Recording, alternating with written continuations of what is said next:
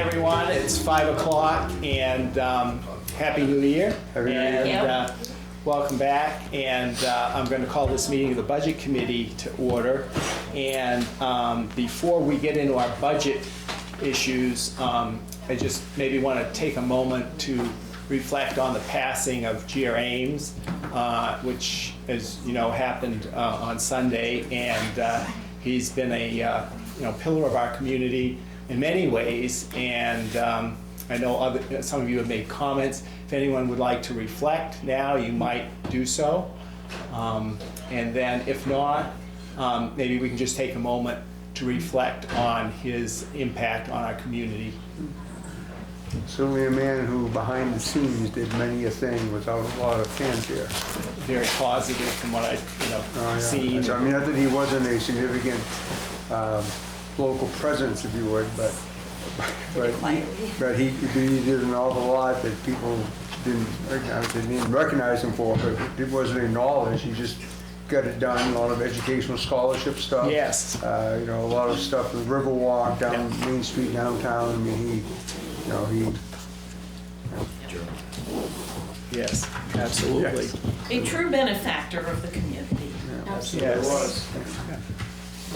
Yeah. Unfortunately, one of the kind of a long list of ones we've lost in the last 12 Yeah, months. it's been a rough I know. patch. Yeah, so it's unfortunate, but he will be missed. Yeah, she wants to listen. Yes, yeah. Okay, so before we get into the budget meeting minutes and the agenda, I defer to our select board chair for her work. Okay, thank Carrie. you. So we're going to have a public meeting for the select board also. We still have a couple warrant articles to get through. But first I want to start with, I'll do the Pledge of Allegiance and then we'll start working on the articles.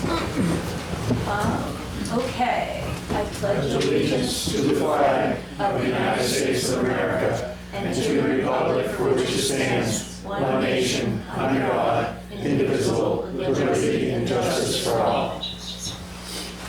All right. Do you want to start with the amended one, Troy, or do you want to just go with Keno and?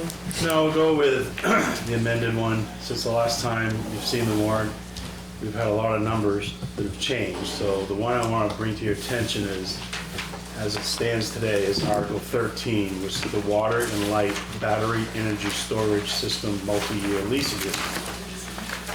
You have already voted on this article. After we did that, yesterday we received a petition article from the Water and Light Commissioners. They were upset with the changes that we had made, and their only recourse, they felt at that point in time, was to quickly try to put together a petition and get it on record, which they did. But then unfortunately this morning, when they were reviewing and certifying the registered voters, they did not meet the 25 signatures, the minimum requirement. So I worked with Water and Light to try to discuss what their concerns were. And the primary concern was the fact that we had worded the article to have a mutual agreement in the selection of the vendor or the company that would be providing the battery energy storage system. And that seemed to be really the biggest concern. So I've redrafted, well, basically I used their petition article, and all we've done is changed one wording where they had made a statement where the Water and Light Commissioners and the Select Board would mutually agree to the terms and conditions of the lease agreement. And they just had lease payment. So we changed the word payment to lease. But essentially what I'm recommending is that we rescind our original article and adopt the article that was petitioned by the Water and Light Commissioners with that one change. And they have informed me that they would be absolutely grateful if we would do that. And that is Article 13 as presented. Article 13 It's not what's on your, Oh, Oh, here's what the, petition. yeah, so here's the recommended draft, which If is you the want, difference is one word, but we can if you read want, I can it. read what the, just so everyone knows, and I can just hand this around, but. So it would, Article 13 would read, shall the town lease approximately 15,000 square feet of land at the town's west side substation at 1533 St. Johnsbury Road to a vendor recommended by the Commissioners of Littleton Water and Light. The lease would involve a development period, a 20-year fixed term, with an option to extend the lease term for up to 10 additional years. The leased land will be used to develop a battery energy storage system to benefit Littleton Water and Light customers directly by allowing Littleton Water and Light to utilize stored energy in lieu of purchasing energy from ISO New England during peak energy demand hours. The lease agreement for the use of the land shall be negotiated to the agreement of the Select Board and Commissioners of Littleton Water and Light. And it is recommended by the Littleton Water and Light Board of Commissioners 201. And then we would need, in order to rescind act on first. this, we'd first have a motion to rescind the original warrant article, and then a motion, vote on that, and then a motion to accept the revised. Okay, thank you. The board vote on the original, You would, the first action would be that the Rescind. Select Board would vote to rescind the original warrant I'm article. asking, we've already voted on this, so, Right, to rescind that vote we took on Monday. which was, what was the count on that? Three, No. no, it was three. 302. Yeah, 302, because we had Linda abstain and, I abstained. yes, 302. All right, so any more discussion? We can go right into the motion, but if anybody has anything else. I think I was able to speak a little bit today to each of you to let you know what's going on. And I've talked to Troy and I'm comfortable with the wording.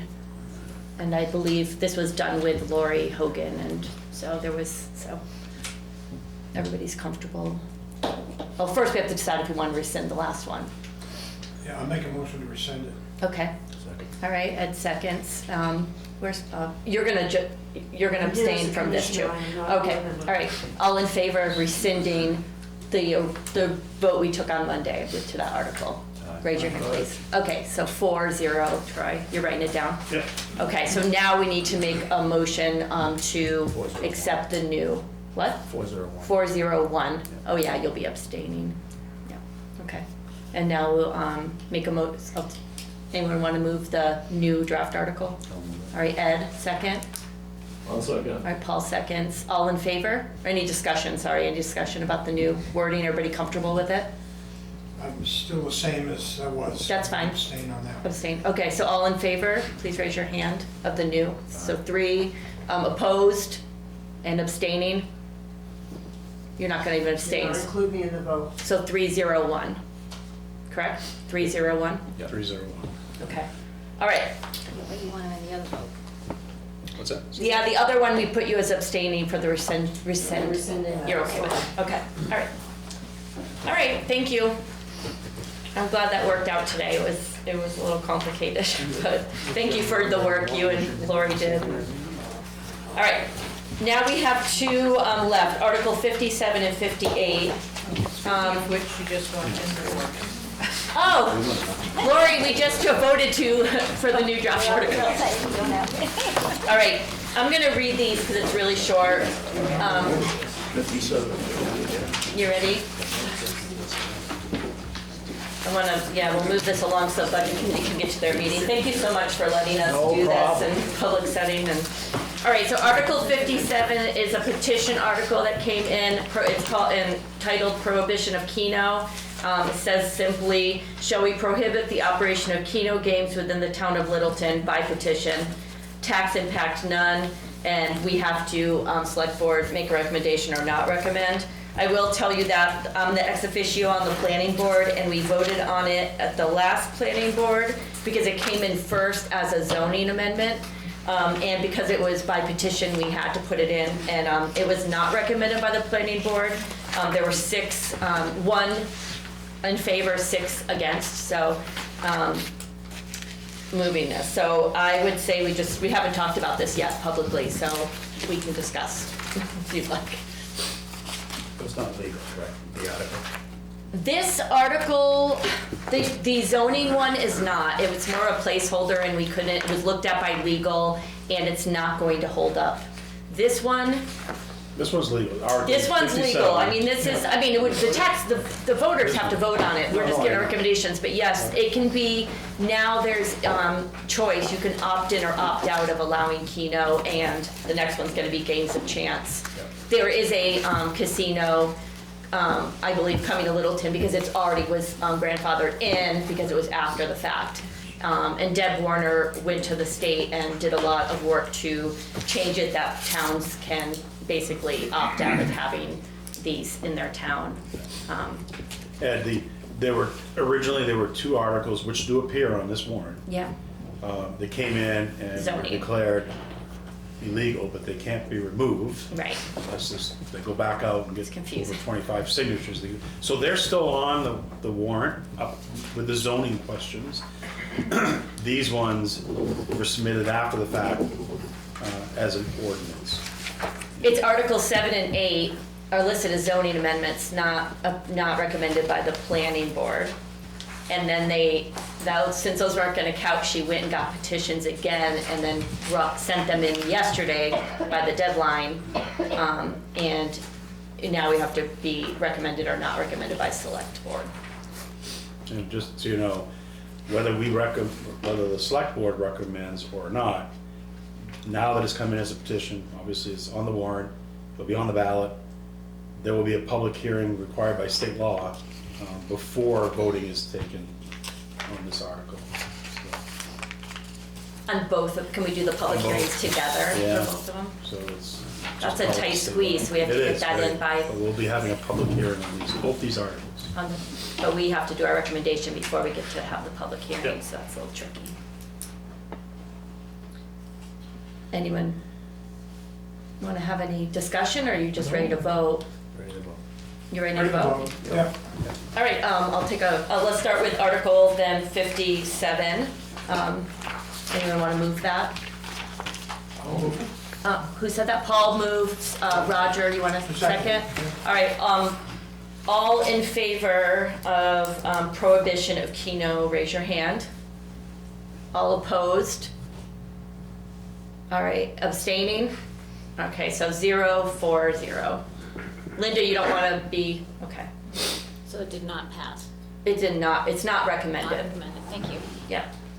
All right, Article 58, prohibition of games of chance. Shall we prohibit the operation of games of chance within the town of Littleton by petition?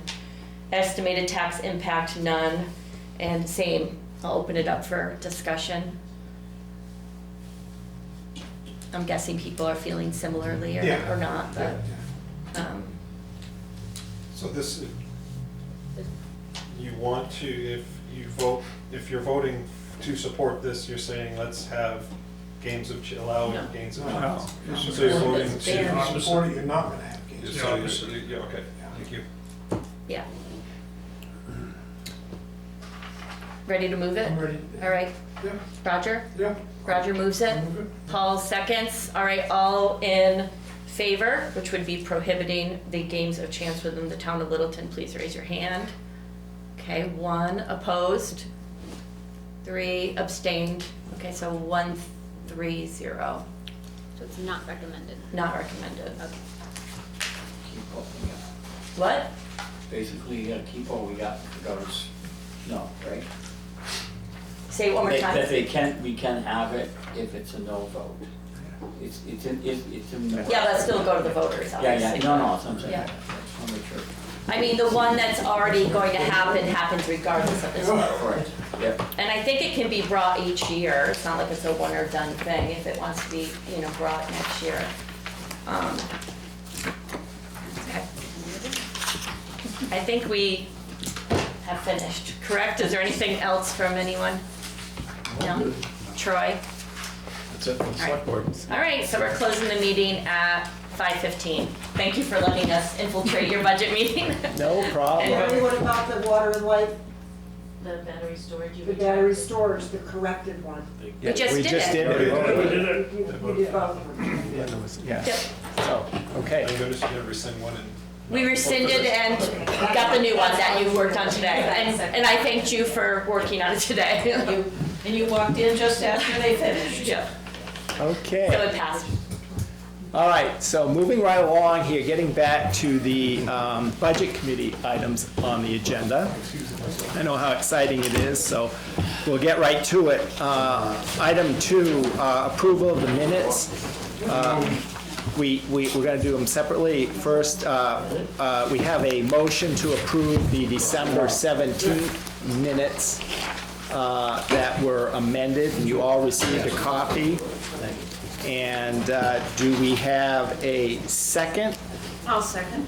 And Mary, do we have a, okay, I'll make a motion to approve the amended December 17th minutes. All those in favor, say aye. Aye.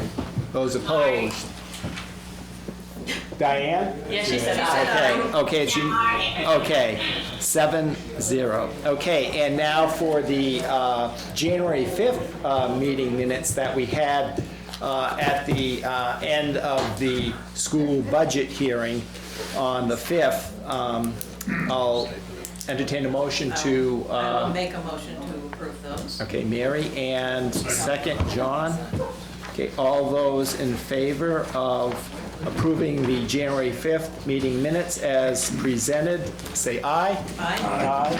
Aye. Those opposed? I'm going to abstain, I wasn't. Okay, so that is It's appropriate. 5-1-0. And the sound quality on those is not nearly as good as here. Okay, so now item 3 on the agenda, petitioned warrant article presentations. Tonight we have 2 guests that were asked to attend, and they will be presenting and speaking on Article 49, which involves a petition request for the Chamber of Commerce for downtown beautification. And the second presenter is for Article 50, Above the Notch Humane Society, Rich Larson. So without further ado, I'll ask Angel, and Mary will be presenting on the community house. Center, yeah. We hoped that our president could be here, but he was staying late at work, so. Okay, welcome, Angel. Glad that you can make it. And Chamber is no stranger for these meetings. Yeah. And it's great to have the dialogue between such an important partner in town and find out, what's happening and where the funds are going and why you need them and all that good stuff. Sure thing. As I'm sure many are aware, I think it was about 3 years ago, in the same year we lost the man who watered the flowers and the greenhouse that provided the flowers. That was before my time at the Chamber, but I certainly reported on it as a reporter. I'm going to have you guys pass these around. So, One piece of paper each? yeah, they're stapled. We have never asked for the full amount of what it actually costs us. And when we found at that time, the cost for the baskets are about $185 each. Way back in the day, we used to do over 70 baskets on Saranac and Main Street. We decreased that number to 44. And the watering, it's costing us $150 a day to water. I think 2 years ago, it wasn't happening every day. The flowers died. We received many, many complaints. And so we have worked with multiple agencies now, so they all tag team and different people have different watering days.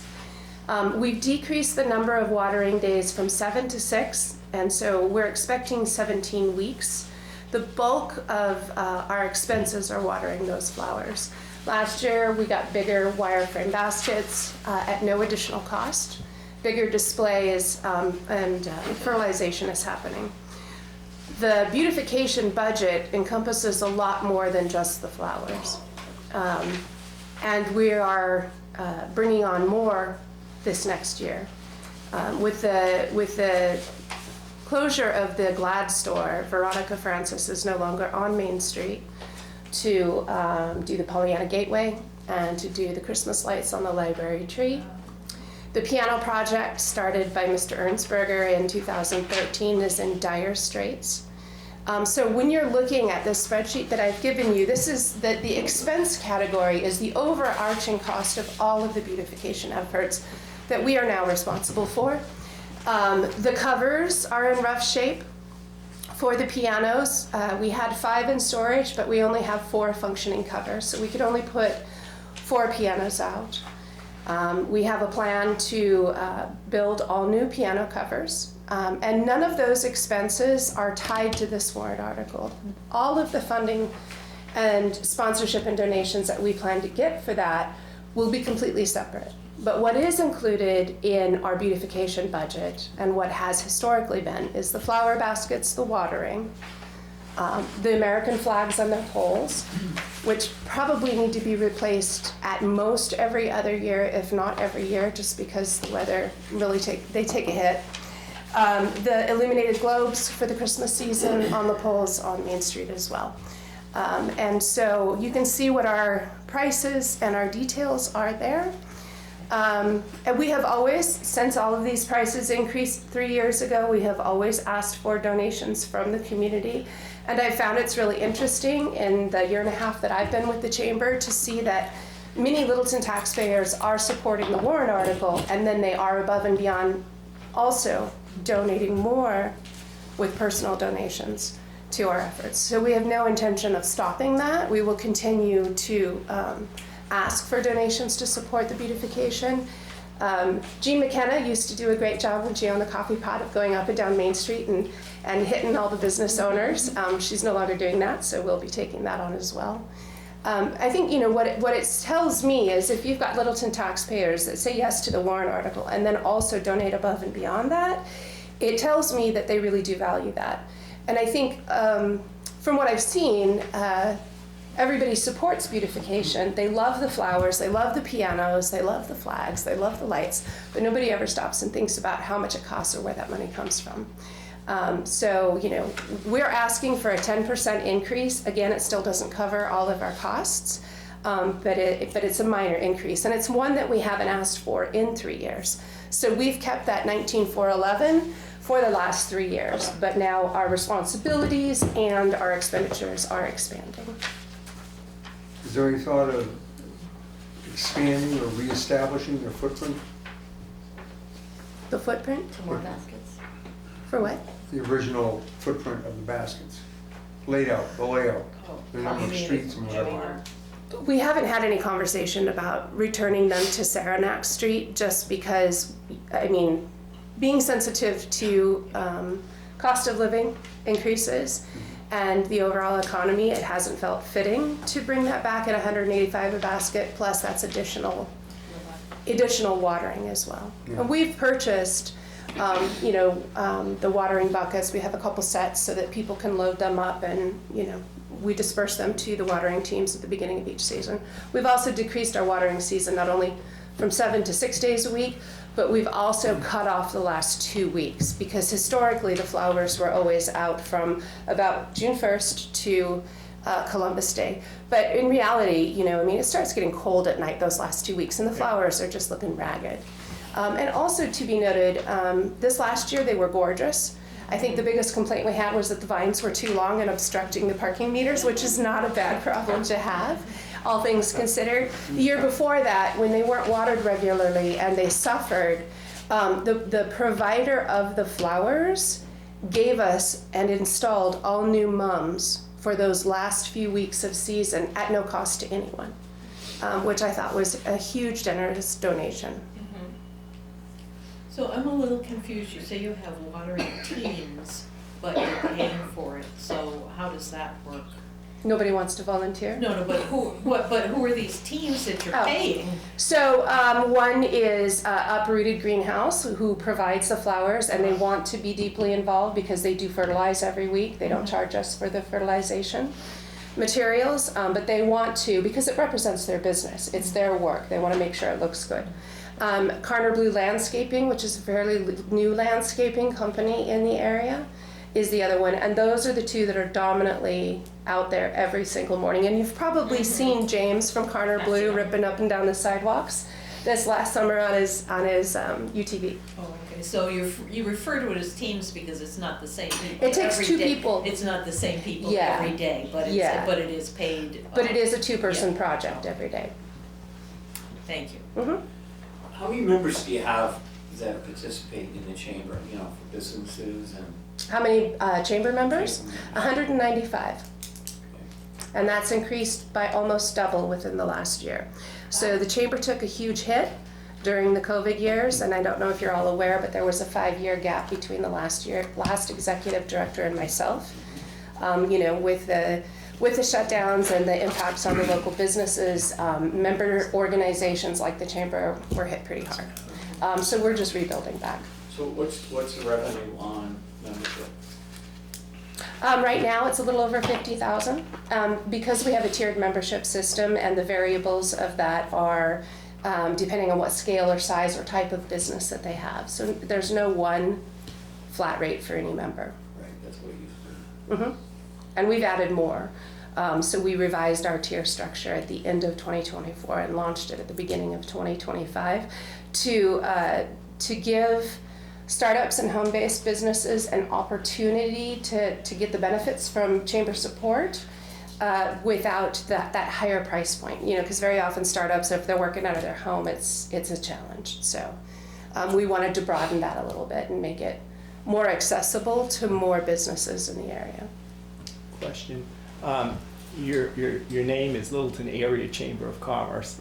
So are you going to neighboring communities soliciting support Yes. on the warrants?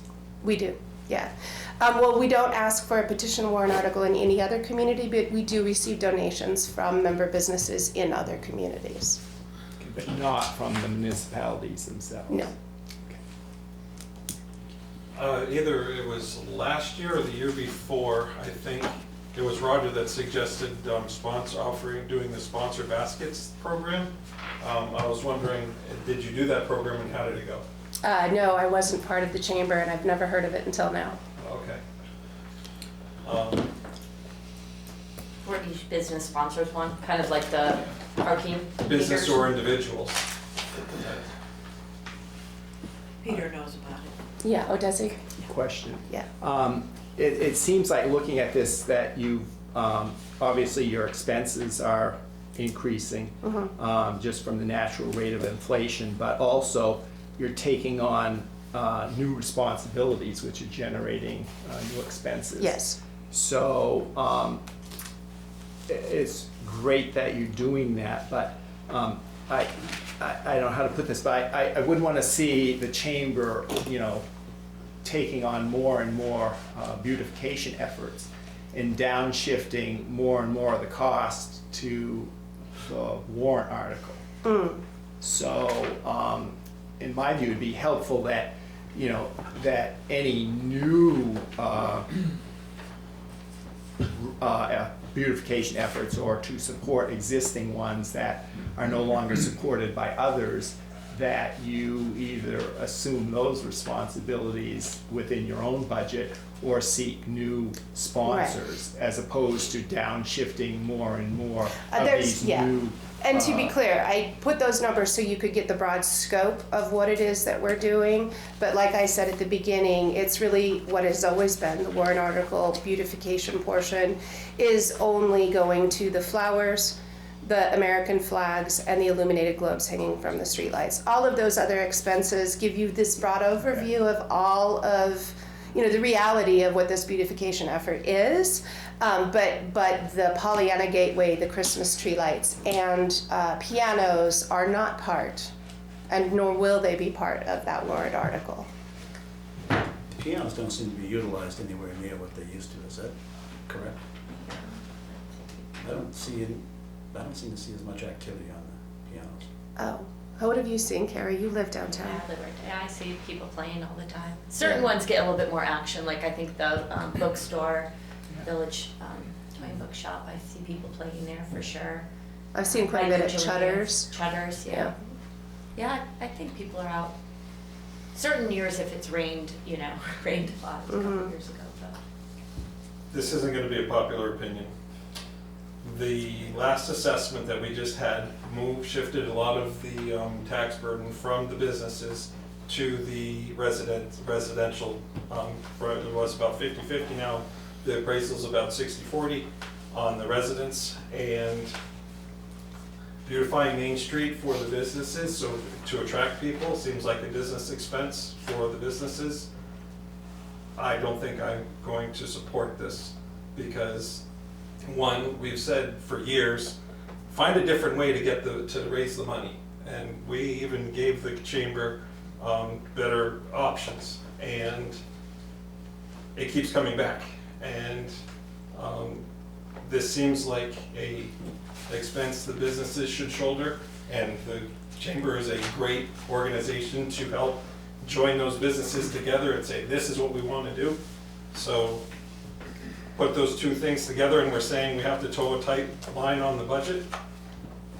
I'm going to say I'm not supporting, and that's why. And I would encourage others to follow suit, obviously, because that's what I'm speaking up for.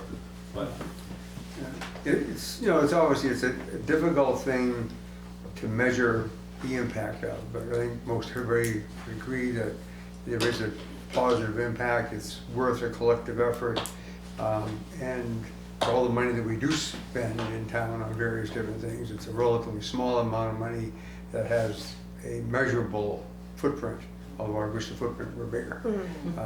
And I've supported, I was not in favor when Peter cut the footprint back down to try to make it the numbers fit or whatever. John, what you're saying is all correct, obviously, and if you could make it happen that way, that would be great, but at the risk of having it not happen, I think it's worth spending this money to make sure it does happen.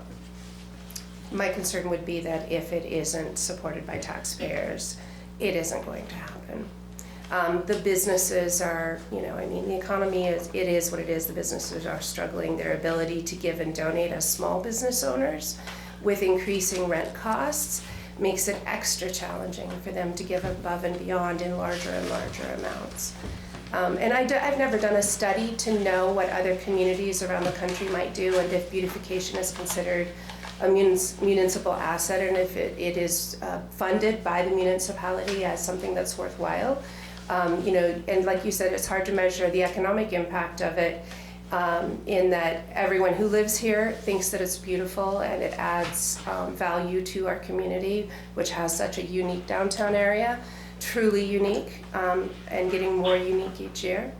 And it is hard to assess. I would love for us to be able to get back to Saranac Street with pianos and flowers, but we're always cognizant of, where can we cut here and there, and how can we kind of stop the hemorrhaging a little bit. The expenses of everything continues to escalate. And more businesses are in such a tight ship that they have to evaluate if a chamber membership is even worthwhile to them. And when you break down a chamber membership, it could be just under $20 a month for a basic membership. And for some business members, that's a challenge right now. John beat me to the punch on the taxes, and the balance of the taxes has certainly shifted to the homeowners. So I was actually going to make the same point. At the same time, so I play those pianos once in a while. Very good piano player. That's right. They have about a 5-year lifespan in more temperate climates than ours. So I think Steve makes the point that I'm eventually going to come down and support it. I've talked to people from outside of Littleton. They come into town, and Littleton has kind of a shine to it because of things like that. Now, the people who benefit most from that truly are the merchants and most of your members. So there's a fairness thing about it that needs to be thought about as you go into next year. yeah. But I would support it this time because I think it is an attraction that Littleton offers and helps the town in total. It would be interesting to see if it wasn't supported and it wasn't able to happen for a season, what the public response would be. You wanna Right, run- how you many, wanna run the how risk. many would be sending the money out, basically, you know, whether businesses or individuals. But I have We find out noticed. whether people miss it or not. Yeah, well, we definitely hear when something's missing, but we don't have anybody really understanding how it gets paid for, right? Right. Yeah, I think, again, coming back to the fact that there are taxpayers who support the warrant article at the ballot, and then again, donate above and beyond on top of that. It speaks volumes to me that even the residents who maybe bear the brunt of that tax breakdown really do find it as a value, or do enjoy it, or it brings them, even just bringing somebody pleasure these days is, it's a tough thing. So the box stores, right, are they paying a good portion of the flowers and stuff or not? On The Meadow Street. The Meadow Street stores? Yeah, Are yeah. they members? Not all of them are members, actually. Again, that's where your money is, too. Yeah. There's a lot down there. Yeah. And some of You them know, have, You knock on that door regularly? yeah, At least annually? we knock on those doors, and, you know, one of the things that I've been working on to try to bring this piano project back to what Ernstberger intended it to be, was to come up with benches, a bench design and a quick build that would be sustainable to our climate, right? Because every piano bench you've ever seen was designed to be in a parlor. So they're not designed for, so I've been working with them, and, you know, very often with Lowe's, it's a donation of goods and services. Every single one of those corporate, they have an avenue that's a focus for them. You know, like I think Home Depot, it's veterans. So, you know, we're not going to fit into all of those, where when they choose what they're giving to community, and as a 501c6, we cannot apply for grants, so we can't grant fund any of this. Yeah. So, I know. like on your box stores, it's like Lowe's, Home Depot, they have these programs, right, that they might fund that for you, you know, and it's actual money and product and all that stuff. I am in conversation with Lowe's about the piano piece. Rachel, Yeah. hello. Hi, Diane. Hi. I'm caught between John Payette's and John Goodrich and Steve's. We keep asking if there's any fundraising, and obviously there is, but it seems like to be thinking about how we're funding this coming year's flowers at this point in the year is a little bit late. So I was wondering if, as soon as we start the spring and the summer and we have the basket, the fundraising really should begin then and for next year, so you can adjust anything that you may receive on the warrant article that you are asking at this point. I was wondering if the GoFundMe page for beautification for the flowers, which would be more, I think, to a lot of people than, you know, a lot of people don't know where to donate to, don't even think about donating. So somehow there needs to be more, I guess, public notice that this would be something that they could do.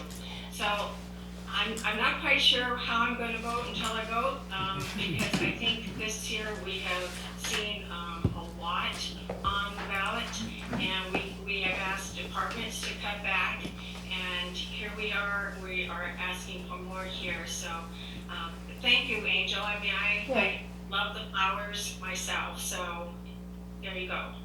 And as I've been rebuilding the website, this is also something I wanted to raise awareness on. As I've been rebuilding the website at the Chamber, and building sustainability and infrastructure, the flowers are a permanent part of the Chamber's website. They have their own standalone page, and within that is a tiered structure of donations. So anyone who wanted to visit the website, you know, and found that could donate at any time of year, just like participation in any of our 4 Keystone annual events. I keep those live all the time, so that it's always there, and you know, of course, people always need to be reminded as well. So now that it's the beginning of the year, I think in the last couple of years, January, February is where we start really reaching out and seeking donations to support the flower project as well.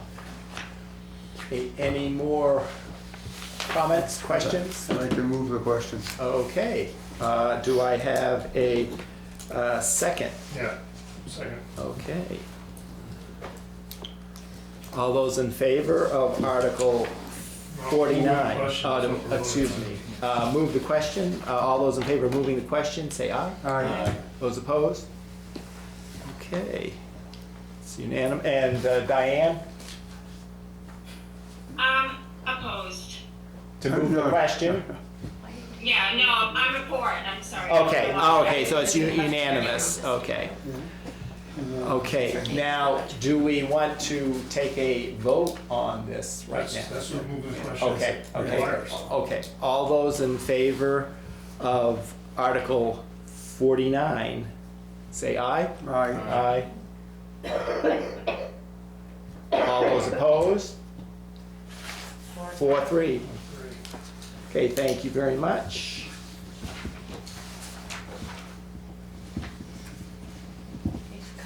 Thank you, Yeah, Angel. good to see you guys. Nice sharing. Okay, and next up is Rich Larkham from Above the Notch Humane Society. Thank you for your time tonight. Full disclosure, Angel and I are related. I was like, wow, another Larkham. So I'm proud to say she was a student of mine in Buffalo, Wyoming, when I was a principal out there. And so And she she married, followed you here. well, she married our son, and yeah, they came back east. So I'm very proud of her. Well, thank you for hearing us tonight. A little bit about the Above the Notch Humane Society. I know you have Second Chance on here too, and I'd like to just address that briefly. Years ago, 23 years ago, don't quote me, but we formed the Above the Notch Humane Society, and I wasn't on the original board. The veterinarian, Dr. Kim Kaprowski, was the founding catalyst for it in the veterinary practice across from the Beale House Inn. And over the years, we used that facility to house our animals. And then when Dr. Kaprowski dissolved her practice, we ended up renting kennel space around town. And then later, Second Chance, we had a split. They kind of focused on the cats, and we tried to stay with the dogs. And we had our own facility for a while, but as we all got old together, our board member retired and moved to Florida, and we lost our space. So we have not been to the town to ask for money since COVID, because we didn't have the facilities to provide the services we used to. Now, years ago, some of you might remember, the town used to have a line item in the budget of $25,000 for animal control, which we worked with, at that time, Randy Whiting, to help with animals, get them rehomed, take care of the veterinary expenses and so on. Well, since that budget item was cut over the years, we have tried to support the town and the police department with strays and so on, and we've never charged the town or any resident of the town for surrender fees or emergency medical stuff when they get hit. When the police would bring a dog into an emergency room, we took care of all that, and we rehomed them. And we typically, over the years, have averaged about $32,000 a year in expenses for the communities. Now, Littleton is the main focus, but we're the only act north of the Notch, all the way to Colebrook, and we do animal cruelty cases in Pittsburgh and Colebrook and you name it. Recently, this last year, the Littleton Area Emergency Services built a new facility up in, what used to be the Littleton, Pet Center. And they have graciously provided 2 kennels available for the police department and to us for emergency shelter for animals, but only like for 48 hours. So then we're a conduit, we're all volunteers, nobody gets paid, we don't get reimbursed for expenses. We all do it out of an act of, love for the animals in the community. And this last couple of years, what we've noticed in particular is our partnership with the emergency hospital, and we don't make this public, but it's okay. We have supported citizens with emergency animal expenses. And we do that through the hospital. They will call us, someone comes in with an emergency, they don't have the credit, they don't have the money, and the hospital gives us a major discount, and we cover the cost for whatever the family can't afford. We ask them to pay us back interest-free. Some can and some can't. And this last year, we spent a little over $12,000 supporting residents with emergency animal care. So that's been a major expense this year, in addition to taking in animals. We don't charge residents for surrender fees. You look at any other shelter, you want to turn over a dog, you're going to pay $400 or $500. We don't do that in the North Country, because a lot of times these families, changing housing and so on and so on, we support it. And we act as kind of a conduit with other non-kill shelters to get the animals placed, you know, in North Conway or, you know, Upper Valley. And we're asking again, now one of our board members, she's with us tonight, Robin, we're modifying some space on her facilities that we'll be able to board dogs a little longer term. So we can help the police department, we can help the community, that we can take them until we find them a forever home. So in the past, we've asked for $5,000 donation towards that, and it's, you know, maybe a fifth or a sixth of our budget.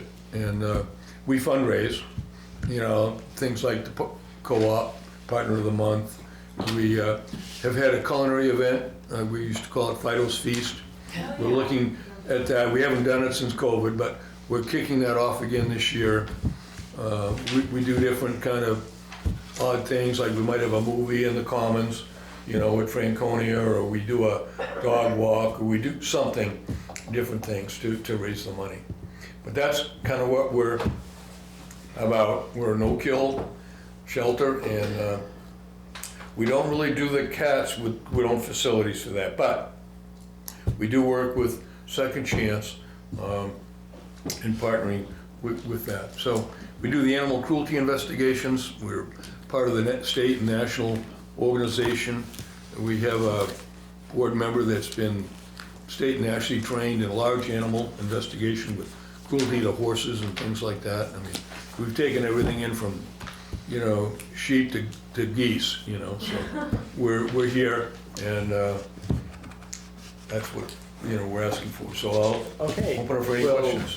Anyone have questions for Rich? I have a question, just Yep. because I didn't quite understand it. If you have 48-hour emergency housing for Yes. them up at the kennel, Yes. what happens to them after 48 hours? Well, either they come to my house, Oh. or one of our board members, but we have 48 hours to network to the other, you know, and like Upper Valley, North Conway, you know, we can call them and say, hey, and we transport them. So we don't turn them loose on the street. Oh, no. Yeah, I know that. But I was just wondering where you boarded them after 48 hours. Well, see, right now, we don't have a set, but that's what we're working on with Robin's facility. She has a little doggy daycare business in Bethlehem, and we're expanding that out, so at least then we can take them in, and we can support, you know, the local police departments. We can take those animals until we find a spot, whether, you know, it's North Conway or we find a home.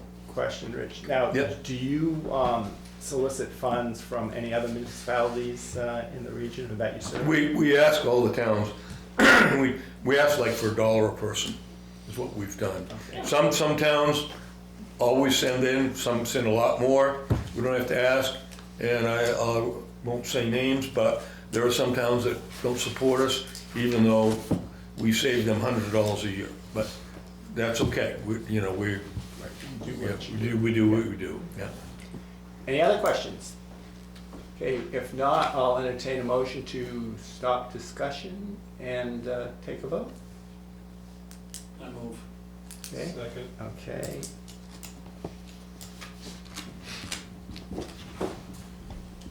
Okay, all those in favor of Article 50, say aye. Aye. Aye. All those opposed? Aye. Okay, it's And one sustained? Yeah. Okay, so it's 6-0-1. Thank you, Rich. Well, thank you, And and thank you for your support, and we're hoping to, and by the way, Second Chance, I don't know if you know this, but they are doing a $350,000 expansion, and we're helping donate some of the Yeah, I've materials seen that, yeah. for low-cost spay-neuter clinics for the community. Yep. Okay, So, thanks yep. again. Yep, you bet. Thanks for being Yep. a no-kill shelter. You betcha. All right, before we get into the further discussion and vote on warrant articles, I just want to bring up Article 19, that involves the school resource officer. And Mary, as many of you may remember, was at our meeting for the discussion, but had to leave and go to the church and miss the vote. So I'm just, as we have in the past, if someone couldn't be there for the vote, we would reconsider to have a revote so that individual that was there for the debate could be included in the vote on the warrant. So that's my question to the Budget Committee members. Do you want to take a revote on Article 19 so that Mary might have her, If Mary would like to vote, yes. okay. Like to vote, yes, we should allow her to vote. Oh, Yeah, no pressure to What is vote. it isn't the end of the world if we don't want to revote, but No, but So we- do we have to rescind, or we vote to rescind that vote? Yes. And then we say, let's vote Let's again? vote. Okay. Okay. So do I have a motion to rescind the So moved. vote? Okay, by Steve, second. Second. By Bill to rescind vote. Previous vote, all those in favor of rescinding Aye. the vote, say aye. Aye. Aye. Those opposed, it's unanimous, 7-0. Okay, so now to the main question, to vote on Article 19, which has not changed. It's a new full-time police officer, school resource officer, to be raised. The town will vote to raise and appropriate the sum of $104,296. And for the purpose of increasing the current level of police officer staffing for the town's police department, to assign said officer to the Littleton School District, SAU 84, as a school resource officer. This is the estimated cost of the officer, inclusive of benefits, equipment, and uniforms. The full year inclusive cost is estimated to be $125,266. And if approved, the full cost would be added to the 2027 default and proposed budgets. The full year inclusive cost would be offset annually by $41,667 in 2026 and 2027 and 2028 through a United States of Justice COPS hiring program. Grand total $125,000. Estimated tax impact of $47 per thousand. Okay, so though, all those in favor of Article 19, say aye. Yeah. Can I have Sure. one point of discussion, because it's going to be covered for the 3 years. The 41,000 is going to be covered, 41,000 a year for 3 years, but then it gets absorbed into the default budget. I don't know the numbers, but the COPS grants normally work a percentage the first year, a little bit lower percentage the second year, a little lower percentage the third year, and the fourth year is completely on the town and has to be maintained. Has to. After the fifth year, I mean, I guess it's Yeah. whatever the That's how town we wants to do. present You it. have But to keep that accepting the We have to grant, absorb that's- The fourth year. And then at that point, it's part of the default budget, so even if the town votes down, like, oh, well, there's a 10% increase on the budget again, so we vote it down, it's part of the default budget at that point. yeah. As- Correct? Yeah, As we're personnel. obligated. for Yeah, as that. all personnel, yeah. Yeah. Okay. John? So just, I'm right on the fence, which way to vote on this one, just like the others have. And I'm gonna support it, and I just want my reasoning before we vote. Okay. My reasoning is I that think so. there's an awful lot of, unfortunately, violence in some of these institutional places now, including schools, including hospitals too, by the way. And I think the tragedy of those outweigh the relatively small cost of providing support for this particular item. I could be wrong, and it may not, it may be something that doesn't really, it's hard to justify a payback unless there's a problem. But I would hate to see a problem develop and we haven't done this. Although, John, I don't think it's a dollar and cents question. I think the question is the safety of the kids in the school. And if you know, it's difficult for the administration to not support this because of the position that they're in. But if you talk to the people in the building, you don't find big support for it. And, you know, you talk around the state, other people who are willing to talk off the record, so to speak. You know, when you have a school resource officer, you have one cop in the building. When you don't have one, you have 100, because everybody's doing the job. So I'm not looking, I'm looking to have a safe environment, and I think when everybody in the building is working on it, I fear it's too easy whenever something comes up that's a police issue to just hand it over instead of handling it the way you should have handled it, the way you used to handle it. Okay, any other questions? I'll just repeat my original concern, which is things that come in that look appealing because they're grant funded, and we go, oh, well, that's, you know, that's easy money, we'll take that, and then it becomes something that continues that might not have gone ahead on its own merits in the beginning if it had been full price. So, I tend to resist those. Yeah, I agree with that in that we would, you know, we're growing our budget. We're seeing the shiny object of the grant. And then once we bite, we're locked into it. And if you look at the way our budget is increasing, and we'll get to that with negotiated agreements that have been reached with the police and other departments, that it's really going to be unsustainable if we continue down this path. So enough said. So any further comments, questions? We'll put it for a revote. Okay, all those in favor of Article 19 say aye. Aye. Aye. 4. All those opposed say nay. 4-3. Thank you.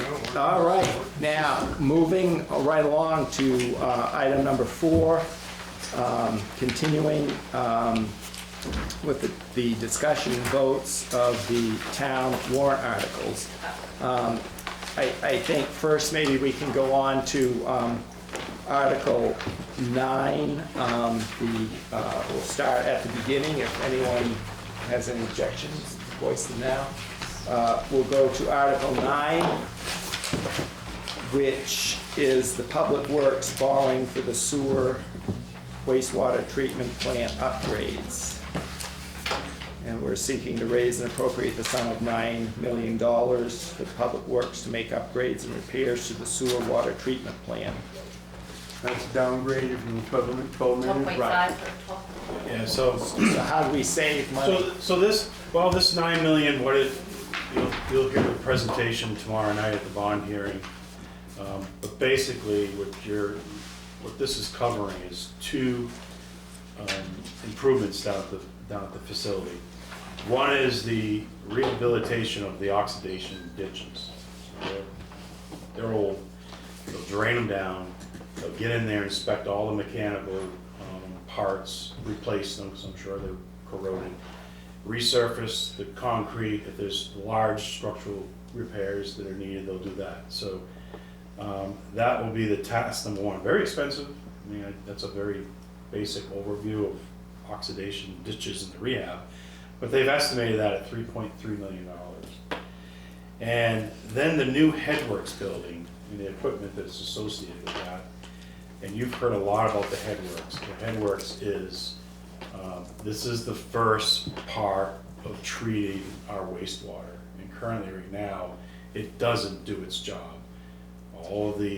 There are materials that are getting through this first step, and it's getting into the other processing parts, and it's having wear and tear on that equipment.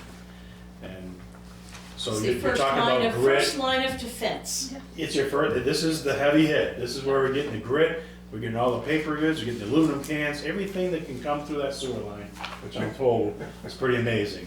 And so this new headworks will be a permanent instruct, you know, this is something that's permanent and has become part of your new wastewater plant one day. So it's a real capital expense in all the equipment. Once that's in place, remember we had a warrant article where we were doing the receiving improvements. DES is not allowing us to do anything with outside receiving until the headworks project is in place.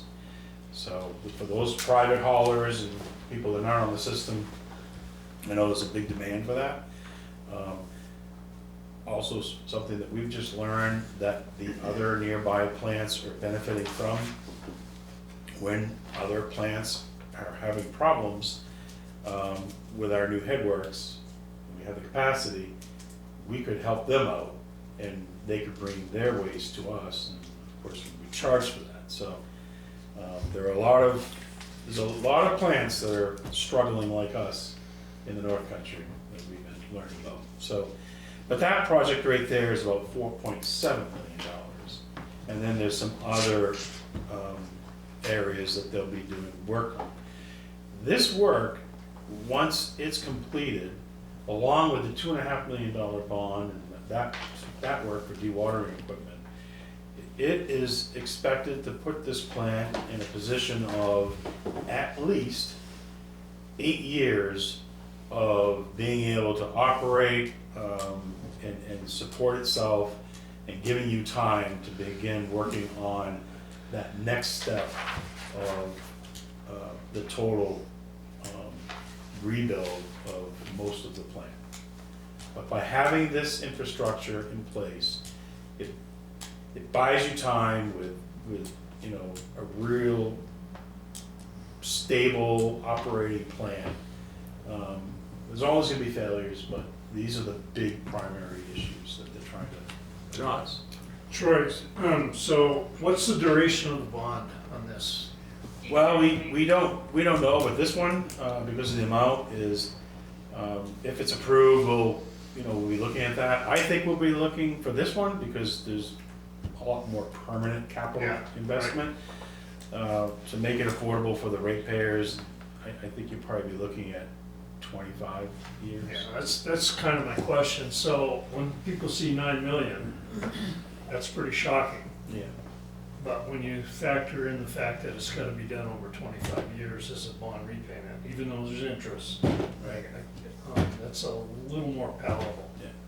Yeah. And as you heard from some of you that attended the $2.5 million bond hearing, the first step, because everyone's got questions about grant money and subsidized loans and stuff like that, the first step in trying to leverage those funds, and those funds do exist, is getting this approved.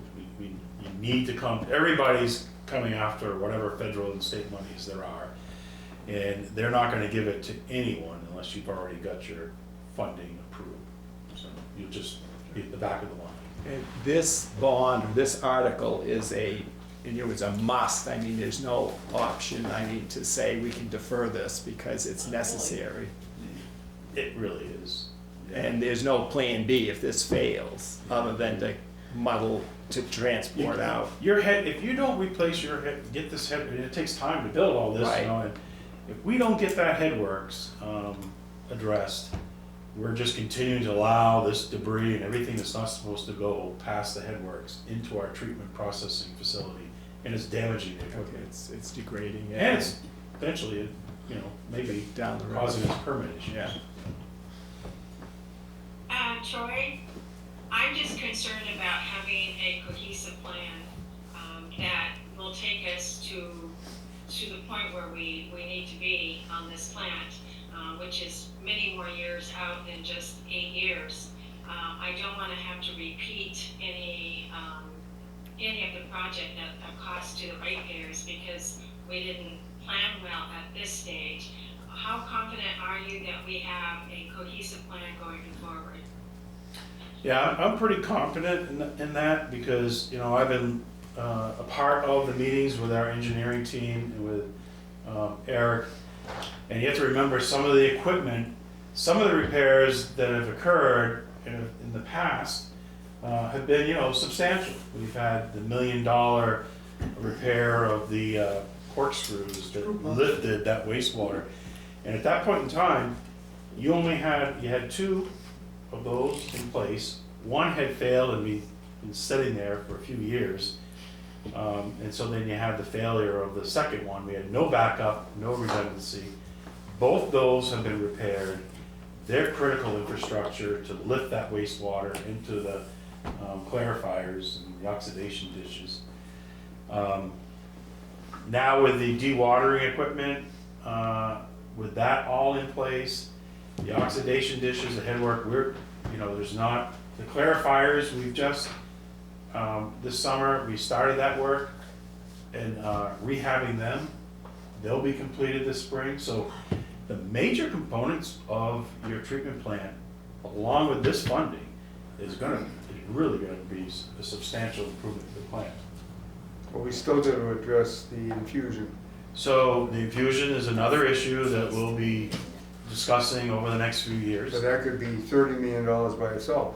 Right now, they're just in the process of doing their investigative work. But we've They're been doing dyes. for 30 years. I know, they're doing dye testing, they're doing smoke testing. And a lot of it, what I'm hearing is, what they probably be looking at, instead of actually tearing up and replacing, with the technology today, it's still expensive. But they'll put that balloon in the pipe and they just push this foam or whatever it is down the whole length of the pipe, and it expands and it totally relines the pipe. So they'll be looking at things like that, but the cost is still going to be large. Yeah, but that has to do with the structure, how well it is or isn't. But these issues aren't happening from leakage. There's some direct connection some way, somehow, Right. because you don't have that kind of change in numbers, from a rainstorm through a leaking seam. And like I say, we've been talking about this. You got the leaking seams, and you've got the direct connects, and trying to find those, identify them. That's right, and we've been actively pursuing that as long as I can remember. And every time we find something and think that we've made improvement, and not that we haven't made it, but the improvement ends up being inconsequential. So there's a bigger problem out there, and I mean, we got some aquifer that's feeding the system that we should be using for our water supply instead of, there's something there, but. Hidden spring, that hidden brook. I know. Heard that conversation. Or Polar Spring. Whatever it is. Great water. We cannot not address it. Of this 11.5 million, this 9 and the 2.5 that just got approved, Yeah. how much is going to survive past the 8-year mark that you just mentioned? Or is that we're replacing, let's say that this money was to replace the headworks, right? Are we gonna replace it as part of in 8 years, we have to replace the headworks again as part of the total rebuild? No, this will be a permanent structure added on to the plant, and it's the start, so that's what they're doing. Okay. This is at the start. I follow you. And then they're gonna be following all the way through the treatment process. So really, to answer your question, go back to the $2.5 million bond, about $1.5 million of that was, I call it soft cost. That was disposal of our wastewater, it was trucking, it was leasing the dewatering equipment. So about $1.5 million is no life expectancy, it was just soft cost. The rest of all of this, this article and the remaining $1.5 million from the $2.5 million bond is actual capital investment. Okay, that was my question, thank you. Hey, any other questions? If not, I'll seek a move to call the question. I will. Mary, second? Second. Bill, okay. All those in favor of Article 9, say aye. Aye. Aye. Those opposed, it's 7-0. Pass. Okay. Moving right along, Article 12, Water and Light, operating budget. To see if the town will vote and raise appropriate as an operating budget for the Water and Light Department, not including appropriations by special warrant articles and other appropriations voted separately. The amount set forth on the budget posted with the warrant or as amended by vote of the first session for the purposes set forth therein, totaling $12,073,960. Said sum to be offset by user fees. Should this article be defeated, the default budget shall be $11,983,812, which is the same as last year with certain adjustments required by previous action of the town or by law. Or the governing body may hold one special meeting in accordance with RSA 40:1310 XV1 to take up the issue of a revised operating budget only. Tax impact none. Okay, discussion? Nothing, okay, yeah, We're John. lucky to have Water and Light, and this is a $90,000 increase over $12 million. Yeah, it's a I deal. would rather keep the service level at where it is, so. Can't be beat. Okay, with any further discussion? Was that a motion? Because I seconded it if it was. That was just, that was discussion, but move to question. John Let's vote. moving the question, John Second. Payette, Mary second. All those in favor of Article 12 as written, say aye. Aye. Aye. Okay, 7-0. Those opposed? Okay, moving right along to Article 14, the police collective bargaining agreement. And so with that, I'll turn it over to town officials. Roy, Laura?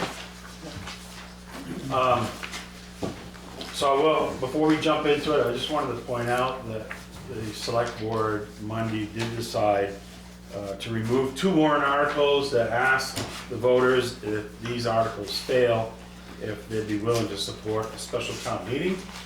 And we've decided that we don't want to ask that question. We don't really want to hold a special town meeting. If these articles do fail, we will work with both bargaining agencies and bring something back this time next year. Okay? I think we just learned a lot about the special town meeting that we just held. And a lot of costs, a lot of time for just a little bit over 200 voters making decisions, and we don't want to do that unless we have to. The theme, one of the things that we set out, I'm going to kind of package this as a theme because these 2 contracts are very similar in regards to wages and health insurance. Those were the 2 major issues that we were bargaining over. Our goal, management's goal, going into the negotiations was to address what we felt was below market rate on our wage scales. So one of the things we set out to accomplish was to update the wage scale and to take our existing employees and based on their years of service and experience to place them on that new wage scale where we felt they should be. We're doing this for retention. We want to make sure we retain our trained, qualified personnel. And we also have learned that when we have vacancies, we want to be able to attract experienced, well-experienced, trained officers that can come into our agency. In most cases, we have a really aggressive recruitment process where we can reach out to other agencies and really try to get an officer that's interested in coming here and bring them on board, saving that long time of the whole training experience, sitting down in the academy, and then having the field training time. So we wanted to make sure we could retain, we wanted to make sure we could recruit well-qualified, experienced police officers. Health insurance, I was a little surprised throughout our whole organization. We have different funding cost share, subsidies, different plans that are offered to different unions, to the non-unions. And my goal was to try to standardize our health insurance product. And we set out to do that by offering, some units have 2 plans. The goal was to have 3 plans.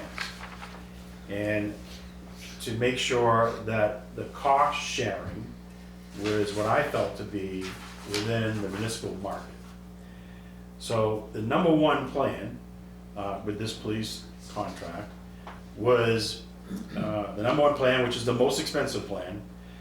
The town would pay 82.5% towards the premium cost. And we've been able to come to an agreement that going forward, at the end of this contract, they'll be at 80-20%. Health Plan 2 is the plan that really most of these officers are on. And we are paying 95.5% towards the premium cost, the employer. The employee is contributing 4.5%. At the end of this contract, taking it in steps, when this contract ends, the cost share will be 85% town, 15% employee. Then we've introduced a new plan. We call it Plan 3. It's a high deductible plan. It's a very, compared to the other 2 that I just went through, it is a more affordable plan for both the town and the employee. So this one, we're trying to encourage our employees to migrate to this plan, and by doing that, we're offering that we would pay at 100% of the premium cost. The catch is the employee is going to be on the hook for the first half of the deductible expenses. So if you're a single person, you're going to pay $1,500. If you're a 2-person plan, you're going to pay the first $3,000, and if you're a family plan, you're going to pay the first $4,500. Once you've met, as the employee has met those thresholds, the town will then pick up the remaining balance of the deductible if there's an expense. And we will do that through a health Savings account? health reimbursement account. It's a health reimbursement account. And that money is ours. It's not the employee's money. It's not an HSA, it's. No, it's No, ours. Okay. It's gonna be our money. Pay the second half. So that health reimbursement account we won't spend all of our deductibles. And this will accrue money, and it's gonna be a big part, I think, of helping us stabilize our health insurance costs. Anyhow, getting yourself from the employer, because everyone really likes that plan 2, it's gonna be up to them whether they stay on it or they experiment with the Plan 3, the high deductible. But whatever the case, at the end of this contract, as premiums increase every single year, they will be paying 15% towards the increased cost of that plan. So on the high deductible, those are the figures that you read. For the single, the deductible is what? So the deductible is $3,000, but the employee will be responsible for the first $1,500. And that's considered a high deductible plan? It's the only plan that the health trust had that qualified for the health reimbursement coverage. Because that would have been normally in the market, it would be more like $10,000. Yeah, those would be the plans that are eligible for the health savings account, and it's a totally different. You're talking about what the IRS considers high deductible.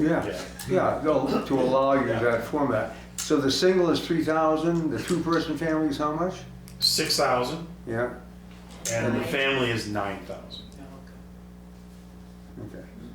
Because I think, well, probably it's too late, but the thing maybe to work toward, this is always in place as it is if it passes, but if the single person had the $9,000 deductible, Yeah. and I think I had mentioned this before, and the town takes responsibility for the first 3,000, which most employees won't get out of the 3,000. They get into the second 3,000, that's on the employee. To get into the third 3,000, that kicks back on the town. And 20 years of experience will show you that most people don't get out of the first 3, so it doesn't cost them anything, which is usually a good selling point.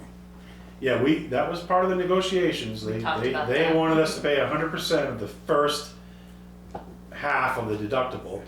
And we held hard saying, no, we're offering we're gonna pay the We're giving premium. free insurance. We're It's giving free, you yeah, no free premium. insurance Yeah. if you go to this plan. It's free. If you go off plan 2, or plan 1, or plan 2, we go to this one, because it's cheaper Yeah. for the town. 5 or 6 years ago, Diane and I tried to get both the town and the school to look at this stuff. Yeah.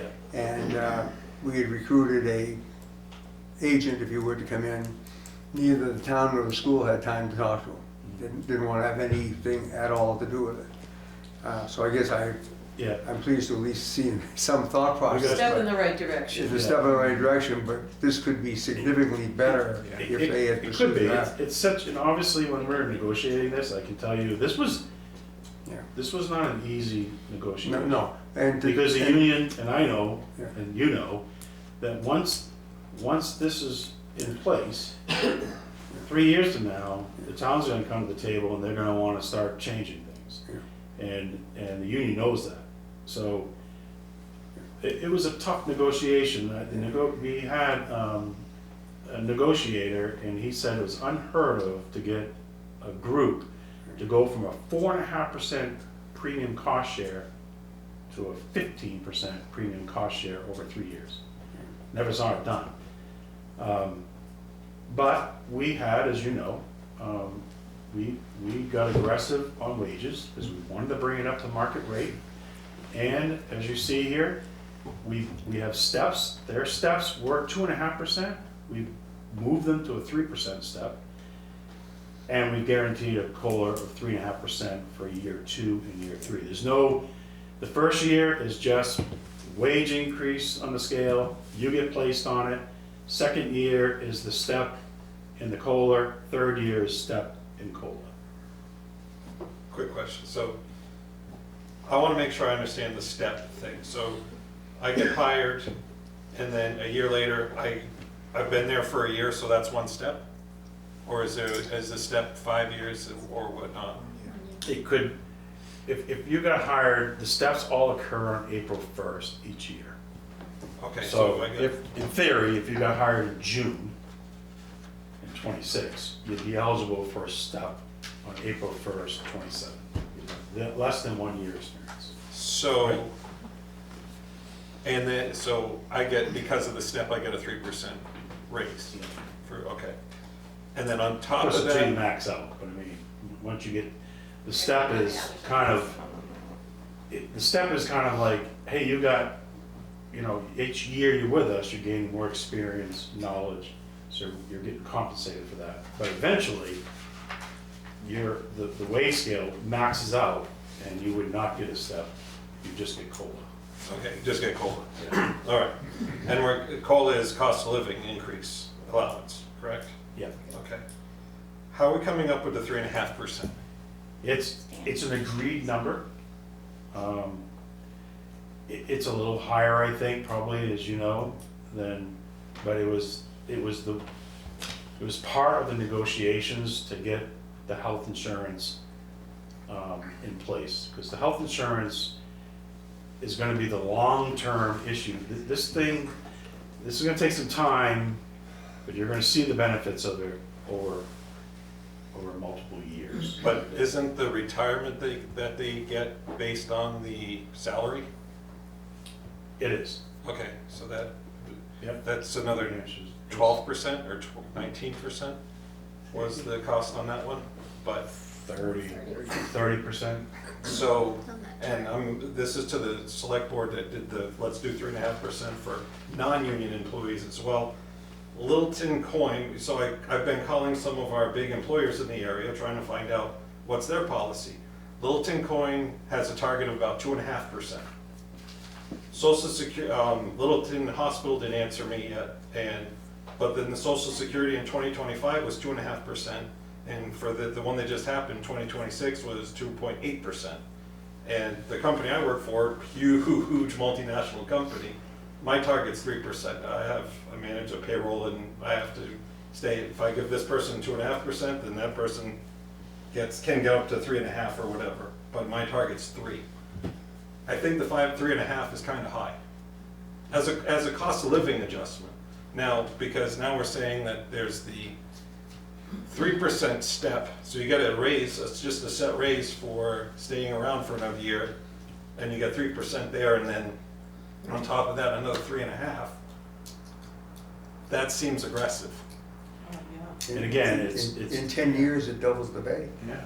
If I could, please, to that. Yeah, So one of the things that we took into account, I'm not union, I'm on the town side of the bargaining, but I was there for it. One of the things we took into account is the town of Greenland is good enough that they do a wage study. They do it throughout the entire state. We did not use the entire state's worth of data.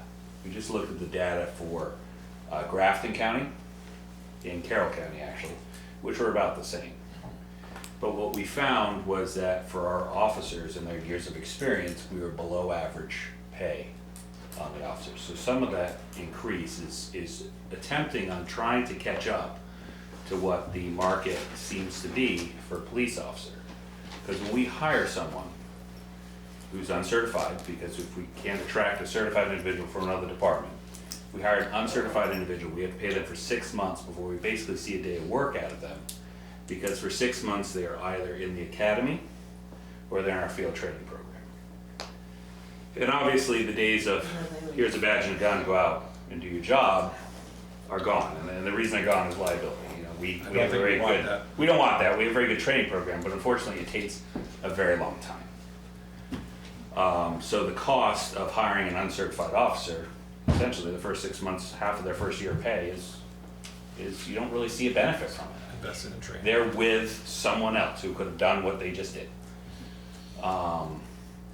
So that was the first piece of it. The other thing with the dollar amount, and I know the town manager just spoke about the insurance, but I looked up some of the numbers. And if we're talking about a family plan, just so you know, for what the town pays now for the family plan for the lower vet plan that they have, plan number 2, if one officer chooses to go off that family plan and get insurance with his spouse, because we're offering a little bit more buyout, even after paying the buyout, the town is saving $33,000 on today's insurance money, not 28 insurance money. So yeah, it's a big dollar amount. And even with that, so with it going to the 15%, again, using today's dollars, staying on the same plan, that's still about $6,000 savings a year for the town. If they switch today to that third plan, the high deductible, that's about $7,000 savings to the town. Immediate savings. So that's not in the warrant, because those numbers are pretend numbers. We can't tell you how many people are going to switch. Right. But that's a budgetary consideration. So convincing the union to say, we're going to give up our insurance payments and go to 15% in 3 years was a tough argument. You know, so we're able to do that, and hopefully it will save the town money on that end. Yes, wages are going up, but if you look at it, even the highest year of that is less than a 4% increase to the police budget. And we're talking about 13 union employees, any of which could change their insurance and potentially save the town money too, on the other half of that, which would be a decrease to that increase, if you will. So it's not, by itself, it looks like a really huge pool of money, but in comparison, we're still below the percentage you all set for the town budget this year, an increase. Can I ask a question? Diane, yes. Outside of the insurance, but on your salary schedule, you talk about a step and then you talk about a COLA. Yeah. So, that to me doesn't adjust the steps. Let's say 3 years from now, I don't have the document in front of me. I have the summary, but I can't see the salary schedule because I don't have it in front of me.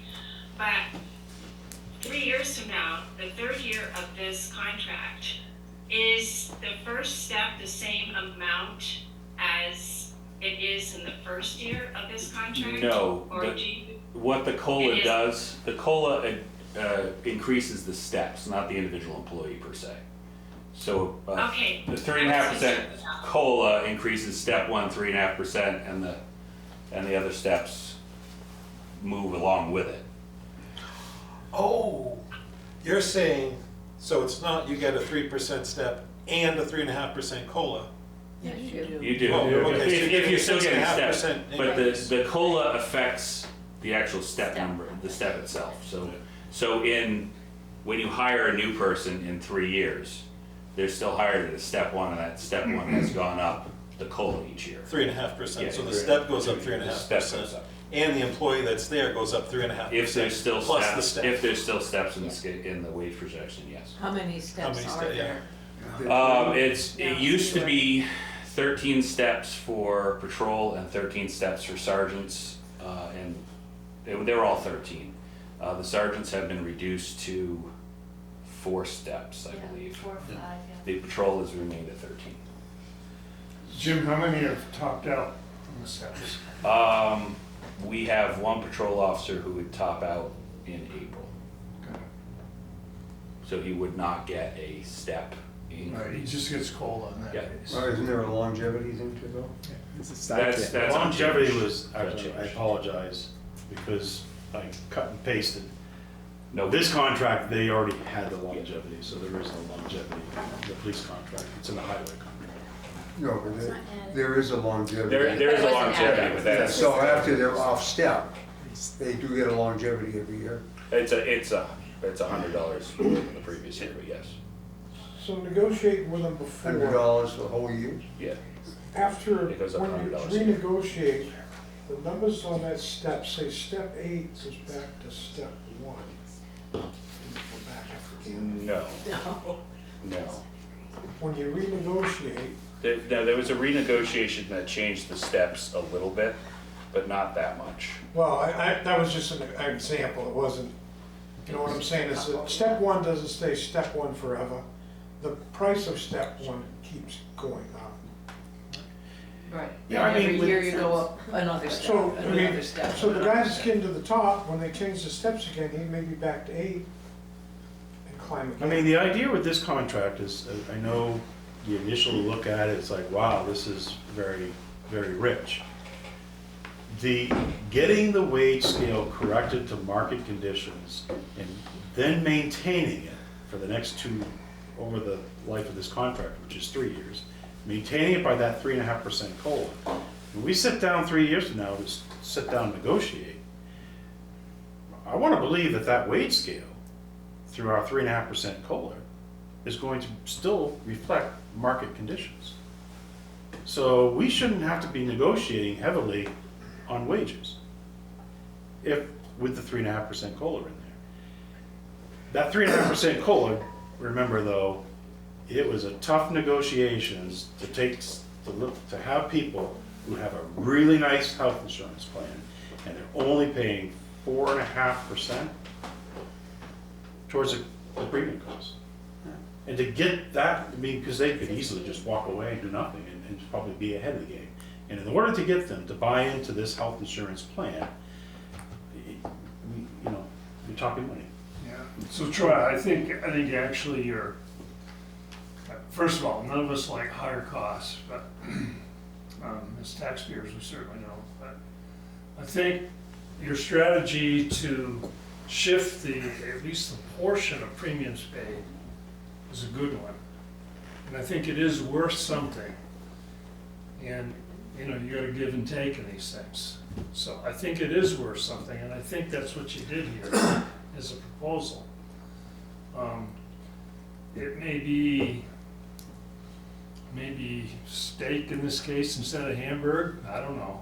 But I think going the direction you're going is good, and I think we need to see results in that though, the next time around.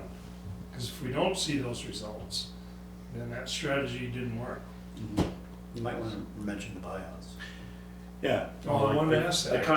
I kind of skipped over that, but, and that, so your buyout right now, the incentive for employees to to opt out of taking our health insurance and getting access to it through a spouse, partner, or some other source. Right now, our financial incentive is $2,500, whether you're a single person, two-person, or family. We've got an agreement here, very aggressive, $2,500 if you're a single person and you can get on somebody else's health insurance, we'll pay you $2,500. A two-person plan will pay you $5,000, and a family will pay you $7,500. Is that each year they would, if they buy out? If they demonstrate to us that they will take their family plan and go to another provider, which is going to be a spouse or a partner, we are avoiding, as Jim said, almost $35,000. The plans themselves are $42,000 a year. So, we're gonna save anywhere from $32,000 or more. But Just that- one person. That's one But person. that's per year. Right. For every year. So every year, if they're still employed, then they would get $2,500 for the single if they buy it out Right, each year. It's not one and done. Oh, no, it's each Every year they'll get the buyout. And I think though, what we're saying is like next year, a good question would be just to see how people responded. Hopefully we can come and say, we had this many Right. people change from health insurance to the buyout. Right, or opted out, or. Yeah, and this many people changed from Plan 1 to Plan 3, this many from 2 to 3. And so basically, what we've done here, we've got a financial incentive not to take health insurance from the town. If you want to be on the most expensive plan, you're going to pay 20% towards the premium cost. If you're going to be on our number 2 plan, you're going to pay 15%. And as an incentive for you to get off those 2 expensive plans, go down to the high deductible. I call it high deductible. And you know what, the town will benefit, and we believe the employee will benefit as well.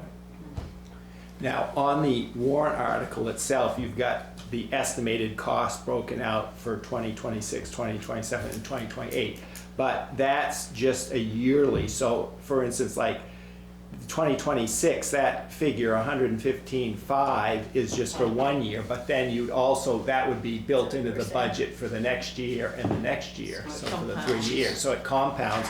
So if you compound those figures to those years, it's over $600,000, just an FYI as to how much the budget would grow over that period of time just for wages for the police department.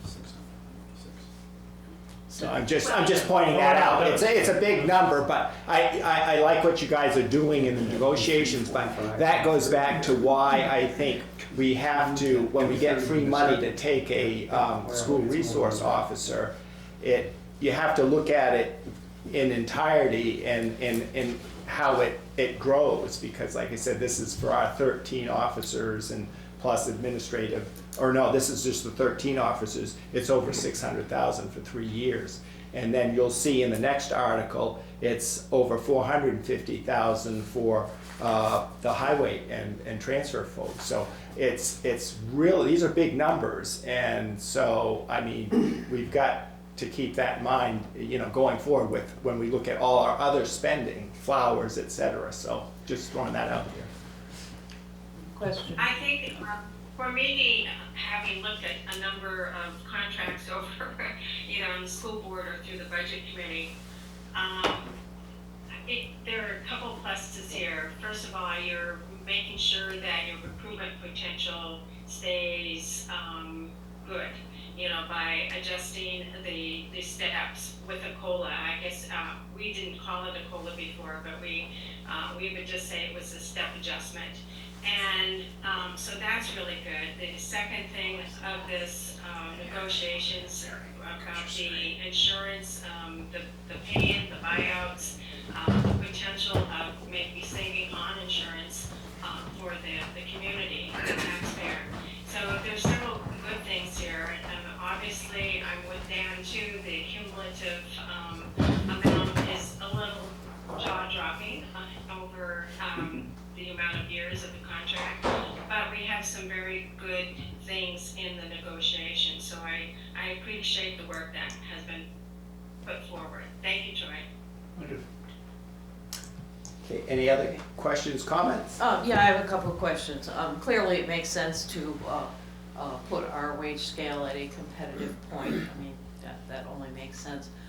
You mentioned a couple of times that you thought that, you know, in 3 years, we would be in a much, you know, sort of solid position for the new negotiations. So if you were to have the new negotiations in 3 years go the way you would like them to, which obviously is, you know, negotiations are negotiations, but what would they look like at that point that's different from how it looks now? Well, I don't like to reveal my strategy. I truly would, if we're going, and I would want to continue to maintain, you know, the COLA. So it wouldn't But I really would look want all to that benchmark different. the COLA against a New England index. We just couldn't do it this time. But the step and So when and you the cost. benchmark it and whatever that index is. Doesn't that historically work against us? At least it's not, where did you come up with 3.5? No, At least it's an index that says, this is what was printed on I think you go October back some 1st. contracts and we had a New England COLA Yeah. several years ago, it was 6.5%. And Yeah. it wasn't, Normally, you don't Anyway, have a min and max. I think that's, my strategy 3 years from now would be to try to index the COLA. And we would take a look at how this health plan structure is working, if we need to introduce a different plan, if we need to. So continue to health plan aside, the salary strategy would be pretty much the same thing. You'd have steps and people would go up a step and the steps would be increased by a certain level that you think was competitive, and Right. there would be a step and a COLA each year. There Yeah. would probably be an amount that would shock us. And then you're, no, I don't see that. No. Honestly, I would hope that's not the case. well, I The mean, step and the COLA would still be a part of it. I would like to think that, I don't know where COLA's going, but I mean, I'd like to index it, so it is what it is. As we see more officers getting to the top of their scale, I think we have the ability now to move to lieutenant or sergeant, which we haven't had that ability before. So they're either gonna cap out or be eligible for promotion. John? In support of the police, I think I will support this article, but I think requesting, putting a 6.5% wage increase, or for the other COLA on, of 3.5%, on the backs of taxpayers, and maybe you're getting under 3, is an untenable situation. And I would implore the select board to start thinking in those ways of what can the taxpayer support. If the taxpayers' wages are essentially going up 2.5%, 3%, how can we, with worse coverage, worse health coverage. As far as the buyout goes, the company I work for, if my wife can get coverage somewhere else, but she decides to go under mine, it costs me an extra $100 a month. Because, well, she should have gotten it through her employer instead of us trying to do a family plan and whatever. So the idea of a buyout is not in the private sector at all anymore. And that's where most of our that's where most of our residents live. and just as a reality check on those numbers, a police officer who's making $100,000 today, in 10 years will be making $200,000 a year. In 10 years, you have, well, 7.2% That's increase. right, and you're very close to the We're 7. pretty close to 6.5, That's yeah. exactly. So I mean, not saying. So it'd like, it'd take I'm not 11 saying- years. I'm not saying you could avoid it, and I'm not saying you should avoid it, but at least you should know it. You gotta recognize it. Yeah, I feel like we're giving on both ends on this one. Great insurance, better than most of our residents have, and at least double pay increase than what most of our residents are getting as well. John? Yeah, so I was gonna, again, John, you beat me to the punch. I was gonna say the same thing you did. Yeah, probably better than I did too. Oh, I doubt it. I doubt it. I think the unsustainability of picking the wrong inflation or COLA adjustment is becoming more apparent to taxpayers. And as everybody else has said, 2 to 3% is typical in this room. I know the organizations I have some familiarity with, they're right around 3%. They're not 3.5. Yeah. They're not 6.5. And so I think as a town, we've got to, what's the word you use? I urge you, or you? Implore. Implore, yes. I implore that you be thinking that way, because it would be hard for me to support something similar again.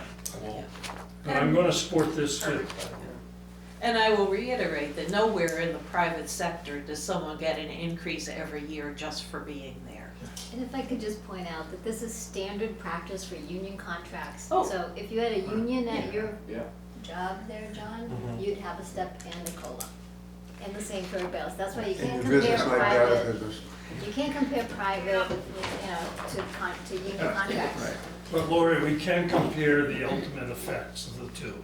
Yeah, no. And we shouldn't be rushing And if past. you could get a lower COLA, that's great, but it's all negotiating with unions, so I they understand push there's- for it. there's a So- But competitive- Lori, there are unions, so I've always said that, my daughter works for FEMA. She does not get a, step increase every year. And she basically gets a very low COLA increase, every year. So, no, they don't get steps and COLAs, so that, and that's a union as well. So, I don't think you can compare, just say because it's union, this is the way it should be. I think we have to look at sustainability. And I think there are some very good aspects to this negotiations, but it is a hard one over 3 years, the amount that it totals up to be. Yeah, Troy, what you said earlier about the negotiator being surprised about being able to get the concession, if you would, on the insurance percentage, which is true, because I mean, those guys, whoever that person is, they've negotiated all over the state of New Hampshire and probably other states in New England too. So to Lori's point, I mean, that's become what's acceptable. That's kind of baked into their approach every year, so that's. And then when you benchmark yourself, you're benchmarking yourself against everyone who's, Who's already benchmarked themselves. Right. Okay. Yes. Yeah, But most of your towns you'll find are at this 85-15 cost share. Some of some towns have maintained a 90% tenant. And this Okay. will be pretty close to what the school does. Well, we've probably beaten them up. Okay, we still have a lot to cover, so. One last question, I'm sure. The work schedule stayed the same? Yes. Okay, we didn't do anything like No, go no, from we a didn't. 4-day No. week to a 3-day week and Give them overtime. say we're gonna pay them the same amount of money and it's not gonna be a No, pay no increase. One more question from Bill. Well, But the thing I'm thinking about too, this isn't just a regular office employee in a union. These people, when they go to what their job is, and they might not get back into that car because they could, run into somebody to kill them. And that's true. You're looking at a whole different ballgame of people that you'd be hiring. We've got a certain amount of people that will apply for fire, police. There's a danger there. And I think you gotta take care of them, or you're not gonna be able to replace them either, but you gotta get that. Well, isn't that what the steps are supposed to define though? That's what it's doing. I'm telling you, it is, the police work is a difficult career today. And to keep your people there, when you lock them into a 3% step, 3.5% COLA, they do look at that. And that does say, I'll stick it out a couple more years. It really does.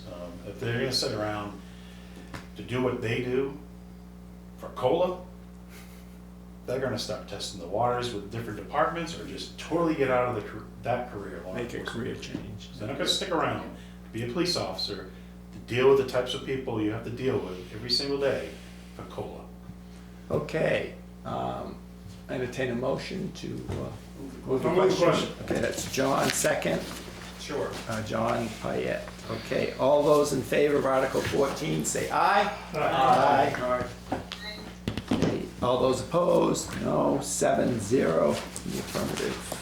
So that's a vote of confidence, George. Thank you very much. Okay, and Article 15, you said same themes, Almost the wages, health same thing, insurance. except one gets a uniform allowance and one gets a shoe allowance.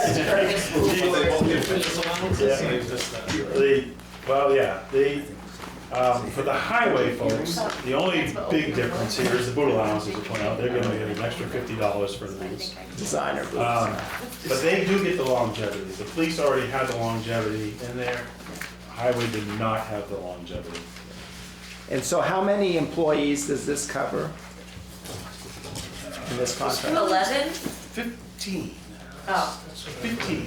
So it's more It's highway employees. and transfer Okay, station. but that's I total. call it highway. That's total. This is 15 employees. Okay, and the other one was 13. 13. Okay, and just an FYI, the cumulative effect on this one, Article 15, is $457,000. So it is less, I did a better job. Thanks, sir. and you're covering more people. The police officer will hire. Cost, the base cost is different. And the insurances are different because of the job and, you know, I'm guessing. On neither of those contracts, you didn't have a handout for us on what the new wage scale would look like. No, I do have it. Not in the packet. I think it might be. I Can you did follow, email it can you around. follow up with those? So Yeah. I'd like to see it. Yeah. Oh, no, the way it's still. Oh, yeah. Okay, if there's no more questions, I'll look for someone to move the question. Did you vote? Oh, for the next one? Yes, 15. I'll move it. Okay. And Bill, okay. All those in favor of Article 15, say aye. Aye. Aye. Those opposed? Abstain. Okay, it's 6-0-1. All right, moving right along, now we can get to the balance of the articles that were petitioned that the Budget Committee had not voted on, and I think... Thank you for highlighting where the budget committee needs to vote. That's Yeah, you very still have helpful. fire Thank you, department. Lori. Article 20. Article Right, 20. okay, Article 20. Yes. That's very helpful, Lori, so keep us on Dan, track.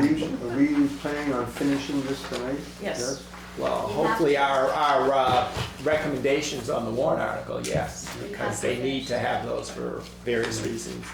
For tomorrow. We need to have, Like, you know, I need to have it finished up tonight. I don't think the rest of it. Yeah, okay, Article 20, Fire Department ladder truck, production slot cancellation fee. All right, you've already voted on this, I Right. believe. Right, We had a problem. right, We With did? our- Yeah. We had a problem with legal review, and it was a very good point. We were proposing that the 85.5 would come from the capital reserve fund if in fact we did not order the truck. The capital reserve fund is established to purchase equipment, not to cover a production slot. So Fair point. so it was a very good point. I thought of this as part of the buying process, Right. but it's not. So I changed the article to come from the unassigned fund balance. And basically hoping that, that we'll never touch this money from the unassigned fund balance. Obviously, it will be encumbered. But when and if we order the ladder truck and when and if the residents pass an article to buy one, then that 85.5 would not be touched and we would finance the fire truck. If in fact we cancel the fire truck, the 85.5 would come from the unassigned fund balance 3.5, 4 years from now. So this is to say we're gonna wanna set aside 85.5 so we can get into production line. Right. Yes. It's not the 1.9, I'm seeing. It's not the 1.9, you're not agreeing to buy a truck, 85. you're just, And so we're saying we're gonna get in line to buy a truck. And if we change, if that That's the fails, loss. we're gonna be out 85.5. I know that. But it's gonna take us 10 years to be able to buy that truck anyway, essentially, because Yeah. it's 10-year Yeah. line. And there's no other Okay. different way to do it. This is like the way we have to do it. If we ever wanna get a fire truck, then that's what we have. 10-year? Lead time. but 4 year. 4 years. No, 4 year lead time. 4 years, I'm trying to say. So that's a 4.5% premium is what that is. No, it's 4.5% of the value of what we might purchase. So it's protection. If that thing doesn't work. They're not gonna lose it, because if we back out, they're gonna sell it. They'll sell it anyway, right? So. But there's no profit from us. Okay. All right, so any further questions? Okay, look for motion. Sure. I'll John, second it this time. Mary, all those in favor of Article 20, say aye. Aye. Aye. Okay, so that's 4. All those opposed? 4-2. 4-2. I sustain. Okay, 4-2-1. Okay, moving right along, I see the next article is, it's 30. Oh, no, 29. 29 was just commissioners. Yeah, we already did that, it's 30. I thought you guys voted on it. Yeah, that's for. 30. I saw highlighting and got Okay. excited. Oh, I'm sorry. I was just looking for yellows here. Different yellows for different, yellow, different crews. Yeah. 30 Parks and Recreation. Okay, these two, Article 30 and 31 are new, because we, DRA and our attorney both said, you have to do this in 2 steps. First, rescind the 2021 town pool appropriation. So that needs to be voted on first. And then Article 31, you reappropriate it to the pool capital reserve fund. I had combined both actions into one article. And they said. Can't do that. So if the first one passes and the second one fails, Yeah, it says it's contingent on Article 31. oh, they says both it. pass or they Sure, both Article fail? 30 failed this article. Only if it's rescinded. Okay. Because Article 30, the way it is right now, is gonna, it's gonna lapse at the end of this year. Anyway. Anyhow. So those funds lapse on December 31st, 2026. So they'll return. So I'm trying to capture them and put them in the capital reserve fund. Okay, any other questions? Looking for a motion? Go ahead, because Here's my question. I think I voiced it one other time. This is, and I don't want to be against kids, but it's expensive. It's expensive. But the And I'm alternative. gonna do, when I was a kid, let's not do Not that. We swim in the Yamanusick. we got on the bus right here. We got on the bus right here at the, I heard this story last year about this time of We year. have right here, how many kids and use we the took, pool? wait a minute, and we took it out to Forest Lake. And then we, Oh, that's nice. yeah, we did. Yeah. Before Forest the- Lakes is before already the built. algae Yeah. bloom. That was Can't when swim gas now. was 19 cents a gallon. Yeah. Wow. But anyway, but we've been back burnering the pool and recreation in general for a long time. As much as it hurts and as many as it's always the wrong year, I think we need to support this action. Yeah, and the pool also, it's an opportunity for our young people to learn how to swim, which is a valuable life skill. And if you don't have the resource in town to do it, a lot may not Don't get that learn, opportunity and could be catastrophic. So I think it's important. I don't think that's the town government's responsibility to teach the kids how to swim. I don't disagree with you that it's a valuable skill, but I will also say that this whole thing is to say, let's keep the funds allocated the way people voted in 2021. Correct? Right. This was saying, hey, let's allocate $200,000 for a pool. People voted for Yeah, that. basically. We didn't do anything with it for the last 5 years, and now we have to do something about it, or it's gonna get unallocated, and they won't get what they voted for in the first place. That's right.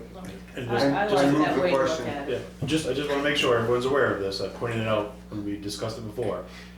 Back in 2021, when the voters approved this, they approved it.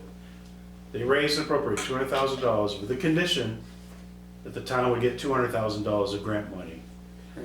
And we never did get the grant money, and now that money is going to be lapsing back to the general fund. So Just want to make sure you're aware of No, that. that's a good point. That's a good Because this comment. $200,000 isn't gonna buy a new pool.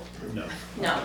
Might If it fix was, we'd have the already kiddie done pool a it. little bit. Lori? Just to refresh your memory too, that your meeting in December, when it was one article, you all voted unanimously 6-0-0.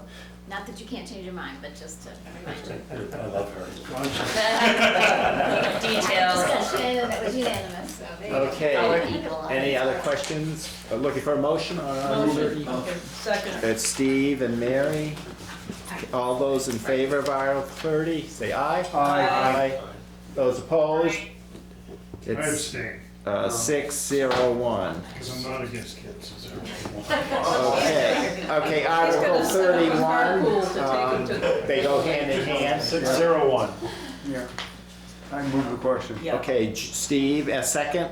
Mary, Mary, okay, all those in favor of Article 31, say aye. Aye. Those opposed? Steve, 6-1, 5-1.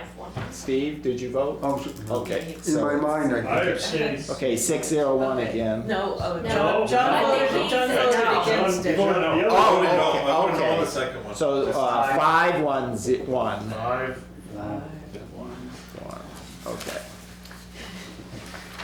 Okay, now we go Now you're on the to, petition. We could go ahead at All right. 7-0. we go to number 51, is that right? 46. Oh, okay. The second chance. Oh, The next, okay. We voted for that one, didn't we? that we did. No, we did, This is the second Humane chance. We did Society, Humane yeah. Society. Oh, right, Yeah. okay, I'm sorry, Okay. yeah. Okay, Article 46, do we want to take one individually, or do we want to do them all as a? I'd make a motion that we consider them all together, unless there are any individual ones that anybody here would really like to have a chance to discuss. But if there are none that separately that need to be discussed, I think we should vote en masse for everything remaining. We've already voted on 49 And 50. I'd like to- And 50? and 50. Yeah. That's it. Oh, Mental health, Yes. boys and girls. I'd like to vote on 46. Okay, 46, all right, so we will vote on that one, and then we'll treat all the others as a unit, or as one vote. Do we need a motion to do that? I made the Yes. motion. Okay. We need a second and a vote. We're gonna do this Well, 46 first. We're gonna do 46 separately. He wants us to vote. You want to do that motion first? Right, so do we need a motion to take 46 independently? I think we Yeah. did. Yes. Okay, who makes that motion? I will, Mary, I'll independent, second. and John. John, okay. Did you say 46 or 56? 46. Second chance. the second chance. Okay, so on the motion to treat 46 independently, all those in favor say aye? Aye. Aye. Those opposed? Independently, yes. Okay, so it's 6-0-1, because Diane had a yes, okay. Now, Article 46, second chance animal rescue, petitioned warrant. Move the- Discussion. move the question on Yeah, that no one. question. Okay, move the question, okay, second, do I have a second? Second. Okay, so it's Bill and And John, now it's discussion time, Now we get to discuss Article 46? yes. Okay. which you wanted to That's discuss on a vote. separately. I just want He to just, vote. Yeah. he's Oh, thinking he okay. may vote differently on 46 than the others. Oh, Yes. oh, I see, Okay. Somebody okay. wants to. Yeah. Got it. So, no questions, ready to vote? Ready to vote? Very well. All those in favor of Aye. Article 46? Aye. Aye. We're voting on 46. That's- All those opposed? Talking class. Abstain. Okay, so it's 6-0-1. Okay. All right, so Steve's motion to vote as on all articles, remaining En articles masse. in mass. Okay, do we have a problem here with the community center being included en masse? And I need to. She has to I need abstain. You'll- I need to abstain from Right, that. so should we do that one Make independently? a motion that we do 56. Let's vote on 56 now. Okay, okay, so vote, Somebody else. okay, so So we haven't voted on en masse yet, so we can Okay. treat this. Okay, so Article 56, discussion? Okay, yes, Oh, we everybody, No, 56, yeah, yeah, 56. okay. I would be happy to treat them all as a group, but Right. I need to abstain from this particular vote. This is for 56, which you may or may not have read, and I will explain it to you in just a moment. This is to see if the town will vote to raise and appropriate the sum of $50,000 to support a donation to the Littleton Community Center. These funds will be used for the second phase of rehabilitating the community center's carriage barn, AKA Annex, which has been shuttered for more than a decade following structural and safety issues. The plan is to restore the building to serve the community once again, by petition. The select board voted on this Monday night, 2 in support, 3 against. I don't know if it would have made a difference if I had been there to explain it. Unfortunately, I was not. I didn't know you were gonna vote on it at that time. So I asked our president to do a fact sheet that I could read to you since she was not able to be here tonight, and I passed that out. In essence, this is an over $2 million project for phase 2. We have gotten some large grants, and we need to match a $1 million Northern Border Regional Commission grant with $1 million of other funding. And we have gotten a congressionally directed appropriation for $400,000. And we're hoping to get a community development block grant. But this is all, putting together the match, a piece here, and a piece here. And You need I the think you need the 50 to get started in the right direction. right, and also to show community support for Right. this. The need for the project is lack of affordable area business convention meeting space for 50 to 100 people. By the way, these all came out of our grant application, which was approved. So I mean, someone thinks this is a worthwhile project, it would be good if the town would too. Lack of affordable area business convention meeting space for 50 to 100 people, imminent threat to a local landmark, lack of cultural arts, here. Okay. Lack of, did everybody get a chance to read it ahead of time? And Yes. okay, Yes. then I'm not going to read it to you because that's a waste Don't of take a long time, time. waste of time and energy. Do any budget committee members have reservations about this? I'd like to say a word on behalf of it, if you don't mind. And I'll try to make it quick, Steve, because I know what you're. Getting in. Yeah. Getting restless. So Mary persuaded me to join the committee for a while on restoration of this. And I was kind of against it, to be honest, but I did it.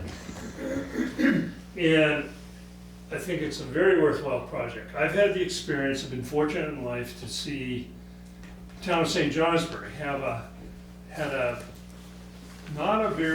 they have the academy, which sometimes can do it, but otherwise they didn't. They had Lincoln Inn upstairs, if you remember that. Yep. Anybody been around? And that was a very convenient place for people in town to meet. That got raised, and that was the end of it. Now people in that area they have to run up to Linden, or they gotta find some space where they can meet sometimes. Like our upper house. Yeah, and then, okay, fair enough, but over here, okay, and I've also in my career, I've been in Switzerland. I've been in a small town about the size of Littleton. They have a space for meetings, just as Mary's talking about, for use by Boy Scouts, by piano recitals, by committees like this, by all kinds of things. And it's a wonderful, wonderful asset to the community that allows those things to happen at a reasonable cost. It is a cost, but at a reasonable cost, and it makes the community just a little more vibrant and better. So I just wanted to say those things, and I'll be quiet. Thank you, Question, John. Mary. So now, I know we do a subsidy for here annually for the community center. and you're gonna, you're renovating that facility. So do you have a means to generate funds to maintain that and Yes, clean it, et cetera? Yes, and that is part of our, part of the project, is putting aside money for an initial funding of, Sustainability. yes, thank you. A maintenance fund, will need to be additional staff. But we expect to get a lot more events in, like weddings and things like that, that are going to bring in, So. a nice bit of income. So you won't foresee that the town being asked more to No. help No, and the that's, operations yeah, there? and that's, no, we actually hope that that will make us even more self-sustaining. Bill? Yeah, I've got a question. So we got the new town building up on Pleasant Street, Yep. right? I don't know how big a room we're gonna have up there, for how many people. So that's, we got that in the works. And the other thing I've heard a lot about is the town bathrooms. What's the possibility of putting those up in that? Well, that is actually a very sensitive subject, because the town definitely needs bathrooms, and there is an element in the town who thinks that should become the community center's responsibility. And I do not think it is the community center's responsibility to provide the public bathrooms for the entire community. When it's open, when events are going on, obviously, the bathrooms will be open, but that is not the focus of the project, is to provide a lot of public bathroom space. The other thing that is needed also is to have like buses come up and drop off here, and then they can take them down to Walmart. And that is absolutely something that we plan to encourage, is whether they can actually get up there and turn around is something that one person who drives a bus says, oh yes, no problem. Someone else who drives a bus goes, oh, that really isn't terribly feasible, but unless you keep the whole parking lot vacant. But yeah, we plan to, and already started actually this summer, meeting the buses down at the little spot right out front there, and having people come in for tours and things. We plan to expand that next year, and maybe even the opportunity to perhaps purchase a box lunch and eat it here, because they don't have much time. They get dropped off in the town, and they get picked up again quickly. Yeah, but we're not going to be the public bathroom solution for Littleton. It's your Main Street, the problem, right? They're the ones that they're all these customers they have. And everybody, COVID changed many things for many organizations and businesses. And, there's no going back. A lot of businesses had bathrooms, they let people use them, and then during COVID they couldn't. And then they woke up and go, hey, well, yeah, this is nice. I'm not having to pay for all that bathroom cleaning and bathroom supplies and everything and all that inconvenience, and I'm not gonna open them up again. Can't say I blame them. Okay, John? I think it's a great resource. I think that it's not something the town should be responsible for, so I'm going to abstain because of that. And I think everything you said is right, and everything you said is right, and I actually agree with both of you.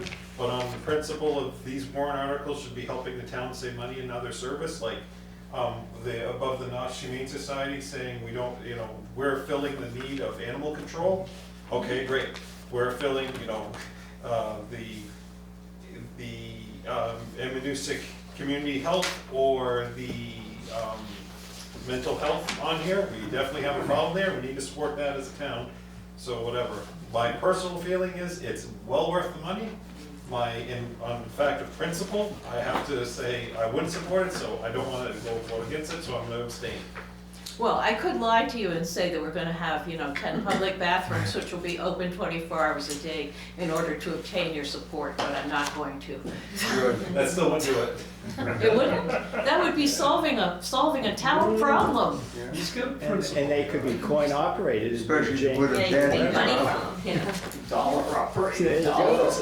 They So I do move in the other. motion. Okay, Okay. all Move the those, question. okay, second.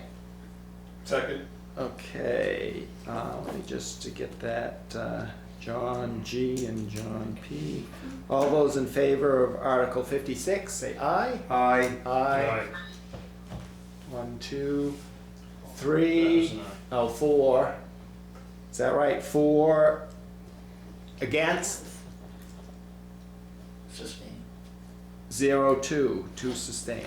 Okay. And don't count, Abstain, and rather. don't count me at all in the Right. vote. Okay. 402. Right, Okay. 402. All Thank right. you for your support. Thank you, well, Mary, thank you for your work. Yeah, very, very good. Okay, now we'll do the remaining petitioned articles en masse. And Steve made the motion for that, is that right? Correct. 8 of them. Mass voting on 8 6 of them. by Steve and a second, There's 6 of them. Bill. I already voted 2 earlier. Oh, okay. So we have the remaining articles. 47 and 48, and then 51 to 55. 47, Oh, yeah. 48, 51, 7, 5, Citizens Council. and 52, 53, 54, and 55. Is that right? So it's 47, 48, 51, 52, 53, 54, and 55. Is that right, Lori? Yes, that's Okay. correct. So I will accept a motion to move those questions. So moved. Okay, Steve and Second. Bill. All those in favor, say aye. Aye. Those opposed? Those abstaining? So it's unanimous, 7-0. Thank you. Now, it's getting kind of late And now we here. can get over to the school budget hearing, So, right? Yeah. Trying to figure out if it's still happening. Just No, I know, I'm just teasing. Few quick issues here. For our quarterly meeting with state and county officials, which will be next Wednesday, right here, same time, we're gonna develop a agenda item. So Troy, if you could email Diane any suggestions within the next day or two, so that we can put that together, that would be great. And I'm gonna ask that same demand on our school officials to have input. And between all of us, we'll come up with an agenda and hopefully have it out by the latest, maybe Tuesday. Is that right, Diane? So that will cover that, so there'll be no discussion there. And the budget committee, you can also email Diane or me any suggestions that you, questions or what issues you might think we want to cover, because we hope to have our 2 representatives, the Grafton County Commissioner and our state senator. He's down in Concord that day, but he said to me that he hoped to be back, maybe not at 5, but he would be joining us late. So that's something to look forward to. Yeah. And also, one other thing that's on here, the 2026 budget season, planning ahead. Diana and I had talked, and we want to hear from other members, but we want to meet at some point before we start so that we can maybe further define how we approach it, maybe with some guidelines, and to maybe get a little more efficient so that we're not running this late into the season, because I know we had to look at it again to help cut some costs. So if we have some tighter guidelines from the selectmen and the department heads and the budget committee going into it, we might have a better, quicker result at the end. So something to think about, and we will discuss that at some point. So, about planning. Dan, I have related to that, and I'm not gonna discuss it right now, but I Right. have a process question about developing budgets Okay. that I wanna bring Right. up. Yeah, and some suggestions too. So that's something to be thinking about, and perhaps we can maybe set some definitive times to maybe come together to meet and discuss that possibly in February, so that we've got some kind of guidelines or some suggestions of how to approach the next budget cycle. Any comments? No, that's correct. I mean, while everything's fresh in our minds from this budget season, how do we want to approach next budget season? So we all need to sit down and work on that. That would be great. So think about that, and maybe we can come up with a time in the future, hopefully sooner rather than later, because it's fresh in our minds, as Diane said. So with that, any other quick questions or comments, concerns? Motion to adjourn. Oh, No adjournment okay. yet, please. Okay, wait, one minute. Go ahead. Go ahead. So we have, we missed the school meeting tonight because, obviously we had a lot of business to cover here. But they're having their public hearing on the open enrollment. And they are putting together a warrant article of which they would like us to vote on. However, I think a lot of us walked away with more questions than answers from the discussion at their budget hearing. So I'm proposing that I'm going to send you the link of their meeting that they're recording tonight.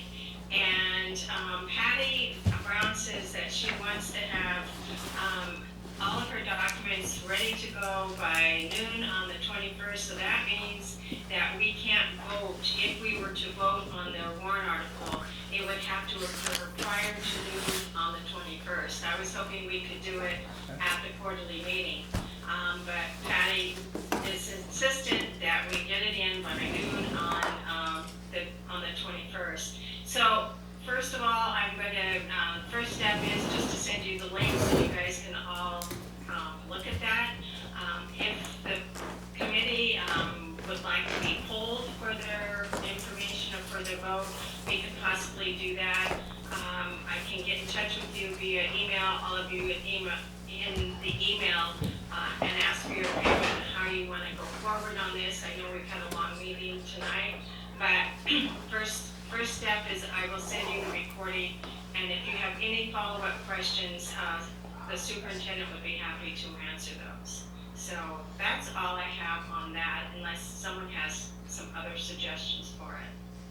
So it sounds good. We will get the information, our vote, by polling after we review the link, and Diane will initiate that email with the poll information. Sounds good? All right. Okay, so Excellent. Diane, anything else? You're good? No, that should. Okay, motion to adjourn. Motion. Okay. Everybody. Yeah, okay.